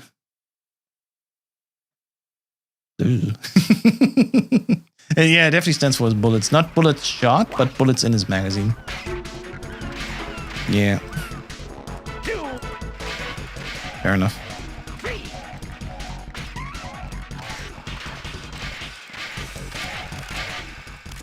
Fascinating. Sometimes it seems to fire a longer burst than 20, or am I misremembering? Maybe, I don't know. Definitely if I like restart here and just stand there and he shoots me the whole time. What's wrong? Fair. Little foxhound not up to the task. Seems to be old as 20. There is a possibility of a PS2 compile. All the PS2 code wasn't deleted but commented out. Exists but isn't used. It looks possible to work backwards. That's the kind of thing that I would have loved to dive into as well, because hopefully then the docs would work. 20 seconds left. I'm willing to break a PS2. I have 3 here. Wrong. Little foxhound not up to the task. I recently started playing around with the Memcard Pro 2, which can, you know, purchase an SD card on the side and then load games off the SD card, which is amazing tech. Jack, what's going on? Answer me. So hopefully next week then I'm going to do some speedruns and tests like that setup. It would be cool to actually get a PS2 build working on and run it on a PS2 and then have this debug menu there to see what's up there. Anyways, I feel like I'm slowly both running out of time but also energy, and I don't know what else to look at really for now. There's a lot of notes here. I will need to transfer that over into my own wiki. This whole thing, by the way, just to summarize it if you're just tuning in right now, this is all just part of my exploration livestream series, which, yeah, apparently there's going to be at least a third part as well, where we look at the game with the debug view and try to find interesting stuff there. And at least we found, hey, there's at least 2 unused positions in this Fatman fight, and that there's also 222 bomb positions. Like, what? That's ridiculous. It is quite fascinating, for sure. But yeah, whew. There's a lot of going on here. Think just doesn't do anything, and it's on, it's off. Maybe think value literally just stops in position and he doesn't do anything. Let me try that out quickly. Yeah, in just a second, good time. Hey, okay. Nice, he's frozen. Look at his hitbox. Wait, is that from Think mode? Yeah, it's from Think mode. Okay, so Think mode renders at least his body hitbox or something? And he's also just standing there, so we can like inspect him and stuff like that. Nothing happens.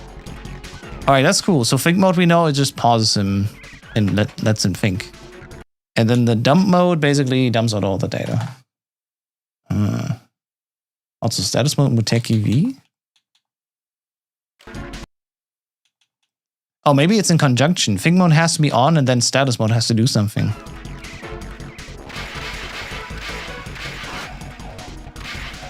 Where's it going?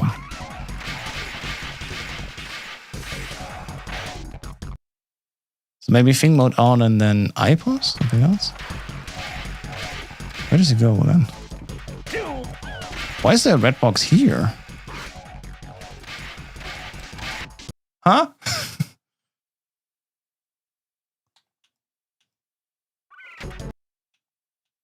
Next one. Is it maybe where he goes next? I mean, there's no UI. That's true. That's not because of me, right?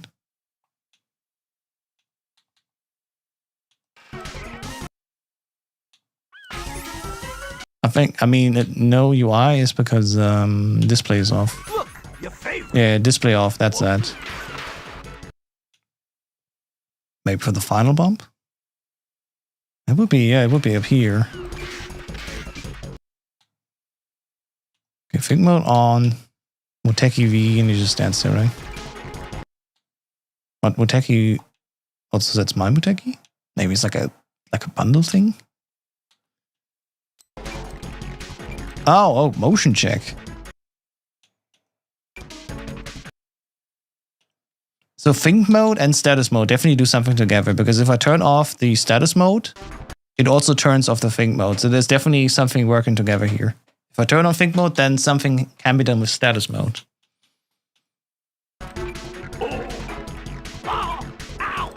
Aha! Okay. If I turn off that. Think mode on and sound on is the sound test. Come on, get a move. 10 seconds and it's all Oh, wait, not too bad. Oh, wait, not too bad.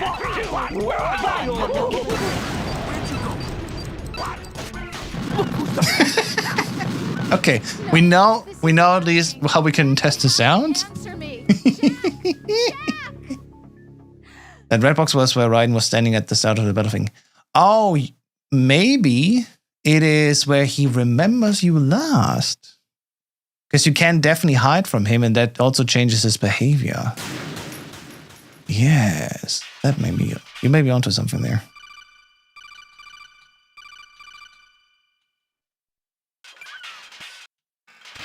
My position was here.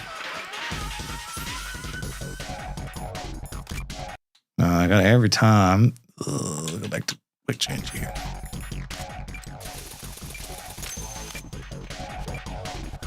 If I need to turn off Muteki, I think. Let's see.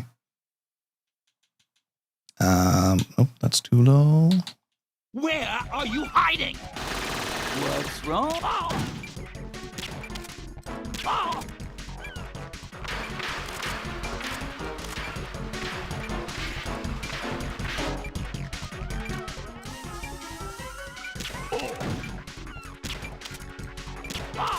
Come on, hit him.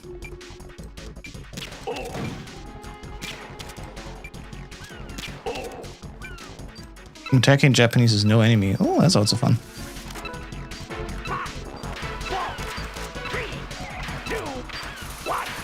You're a little bit late. Raiden, is everything all right? Raiden. It would be interesting to see Ram's hitbox when he has Emma. Yeah, that's definitely on the menu for another stream. We're gonna continue onwards. I have played through this build once, and the only times where it crashed is in the docks. So anything after this point, I already played at least on this build through and was able to finish the run. So we can explore more, of course, in another stream. Interesting would be though if we have like, oops, where is it? If we turn all Muteki off, then stand here, and also let me turn off the zone here. It's a bit confusing. It doesn't update the position really. Like he sees me here, and like directions are on. That's what I was worried about. That I mean, that's our starting position, but like, okay, there's a little blue box there for next round. Maybe which direction he will go. 20 seconds left.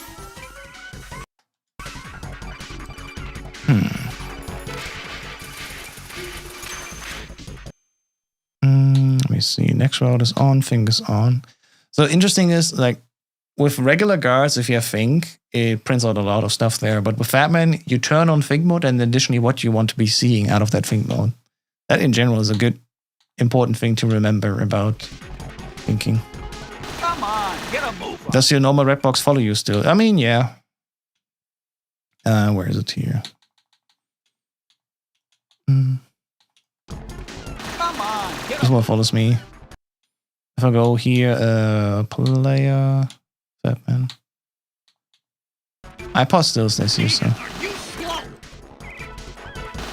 There's just a red box here that seemingly doesn't move. Maybe it changes when I defuse all of the bombs.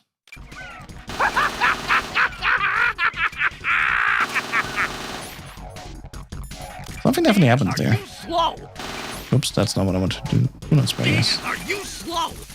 20 seconds, and it goes boom. Now he's standing there. Man, are you slow? Oh, it prints the line that he takes. Oh, okay, okay. What? Yo.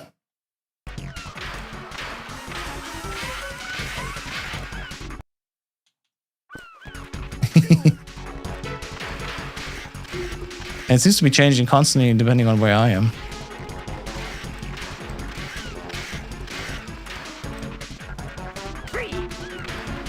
Oh, there it comes. Yeah.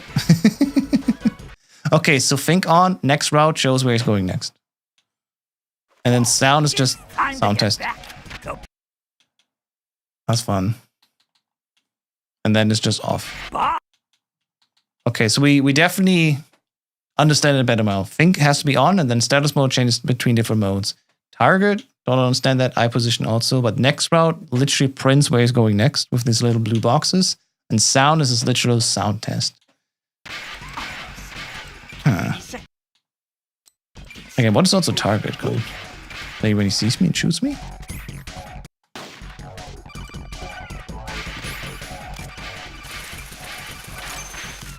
Let's see, is that all on? Think mode is on and target is on. Oh! Okay, he changes with target mode. Come on, get Oh, up. brother in Christ, he's wearing them Yeezys. Look at those big ones. Uh-huh. Wait, hang on. Need to check something. Is his green box maybe his active hitbox or not? Man, are you slow? Is green right now, when he falls over... Oh, never mind, the green box is there. But it does change, right? It just plopped into a different one. Maybe it's bound to the animation. That was close. It's like that one scene in Donnie Darko. I still have to watch the movie. For like almost a decade, I have it in my shelf, and I gotta watch a movie, and I never did. Green hitbox probably is collision hitbox, for sure, yeah. Color is hiding his head hitbox. Cool, yep, for sure. Like it's actually the color preventing him from being shot there. If you answer the code will still ring after reloading. Let me just... Right. Nope. At least not for now. Basically, the game's way of telling you, oh, a restart is technically just a continue after you died. And so after a certain amount of continues or reloads, the game's like, oh, should we help you? We're gonna give you an extra codec. Okay, so this is what target does.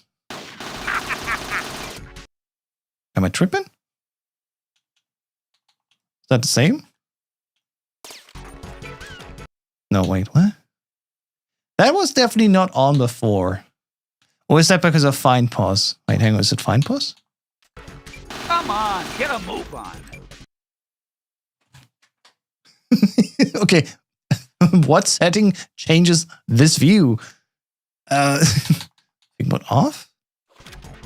Here's It doesn't even turn off anymore. one for you. Okay, let me start.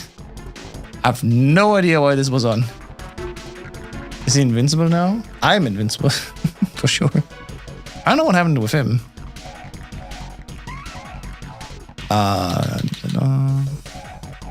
Where's Fatman? Okay, this is now all reset. Ay.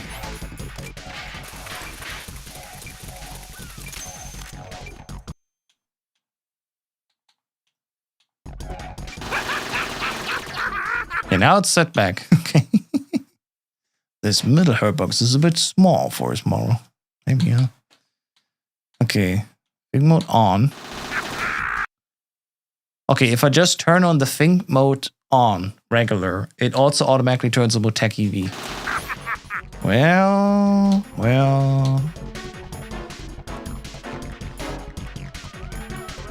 Oh, it's just a regular setup.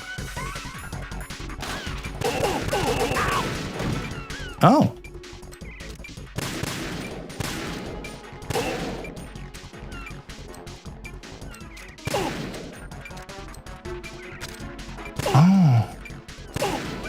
Okay, I mean, that makes sense.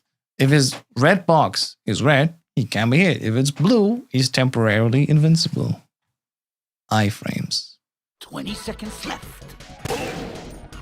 Ooh, this lets me do something fun. Hang on, guys. I gotta confirm something. Hopefully I can pull it off without the texture. No, not that. Story. Very easy config. Where's Fatman?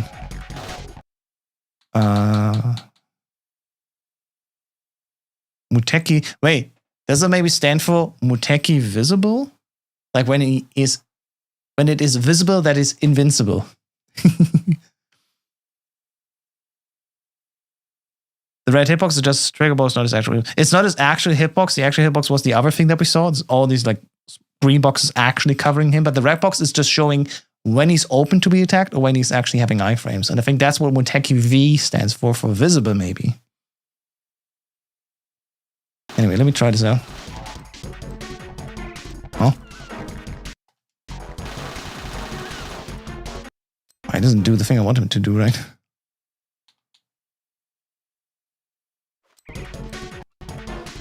Shouldn't he be attacking me now? Okay, I think it does now.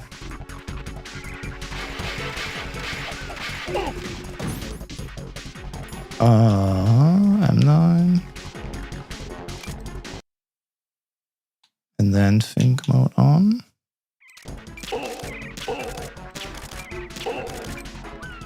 Yeah, that's when you fail the 4-shot. Hey!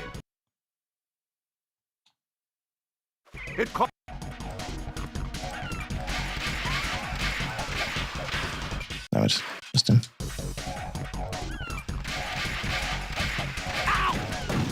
Too early.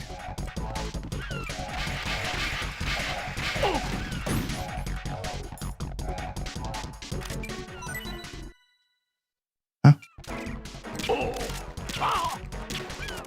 Okay, this is a bit tricky to set up because there's the speedrun trick, in case you don't know, where we go here, knock him over.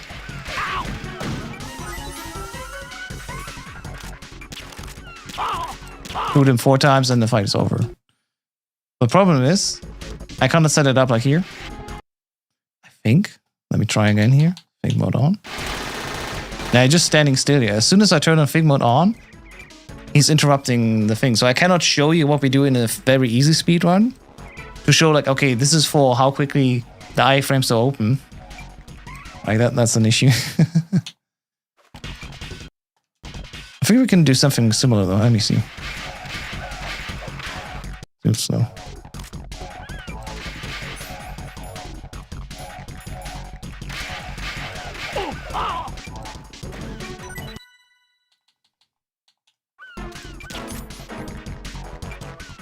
Okay, what am I doing? My hands don't know what they're doing anymore.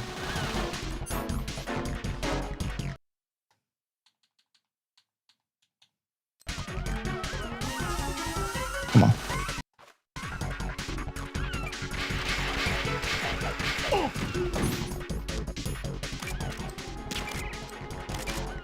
Okay. What am I normally doing? That's what I'm normally doing. Okay. I'm trying to pull this off while we can see the hurt box.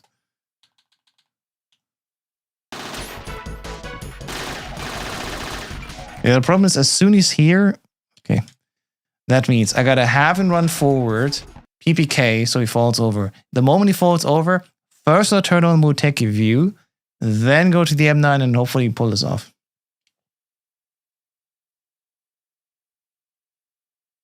Yeah, it's very easy stuff. Yeah, it's very easy stuff. Gang, how goes it, Delfino? It's going great. I'm actually doing overtime now because there's one last thing I want to look at, and that's the 4-shot and very easy, which we can only do in very easy. Problem is, like, the student played the way I needed to. Okay, mode on. So currently his hitbox is blue. That means I can't shoot him. Swap to the M9 quickly.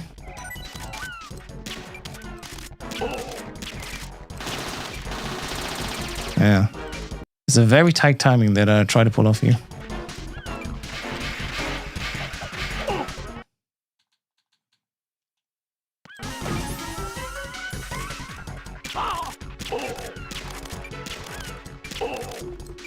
Okay.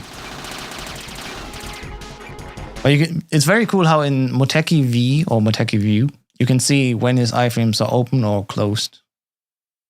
So that's fun. And apparently if you're shooting with just the right timing there, his iframes just stay open the whole time. Only on very easy, and that's why we can do this 4 times back-to-back headshot. Whereas normally, after one headshot, he closes iframes. You can maybe shoot him a second time and then he starts getting up. It is what it is. I gotta go, Steve. Thanks for streaming. Very interesting stuff. Yep, see you later, Nicopolis. I mean, it's been a long stream here now. I think I'll also call it for today. We've gotten up to Fatman. Next time we're gonna do after Fatman. And I can promise you already, there is stuff for Vamp and stuff for Harrier. And we can freeze the Harrier in the ear as well. It's very fascinating. Quick reset for good practice. Yeah, that's what we actually do on the retail version of PC Substance. We have a trainer made by someone called BMN, a very long time runner as well. And he developed a trainer. And I guess he maybe found the code to reset quickly as well. Same with debug mode. So for speedrunning, we do have a trainer for the old PC Substance version, but we also can with one button press and then quick reset. Just like this here to practice. And it is quite useful for sure. Thanks for the stream. Yeah, thanks for watching. Let's just call it quit. There's a lot of stuff here that can still probably go even more in detail here, but we know Muteki view is when we see his iframes, target view, something. Eye position also not quite clear, but next shot prints where he goes next. That's fun. And sound is the test sound. I'm going to figure out the last, target and eye pause as well. We know view mode. We know bomb check where we have 222 positions. The last 2 can't even be seen, apparently. And think mode is really just there to turn on different status modes. And dumb mode is, of course, everything. So really, really cool stuff we found out today about the game in general, about Plant as well, and for now also on the Fatman fight.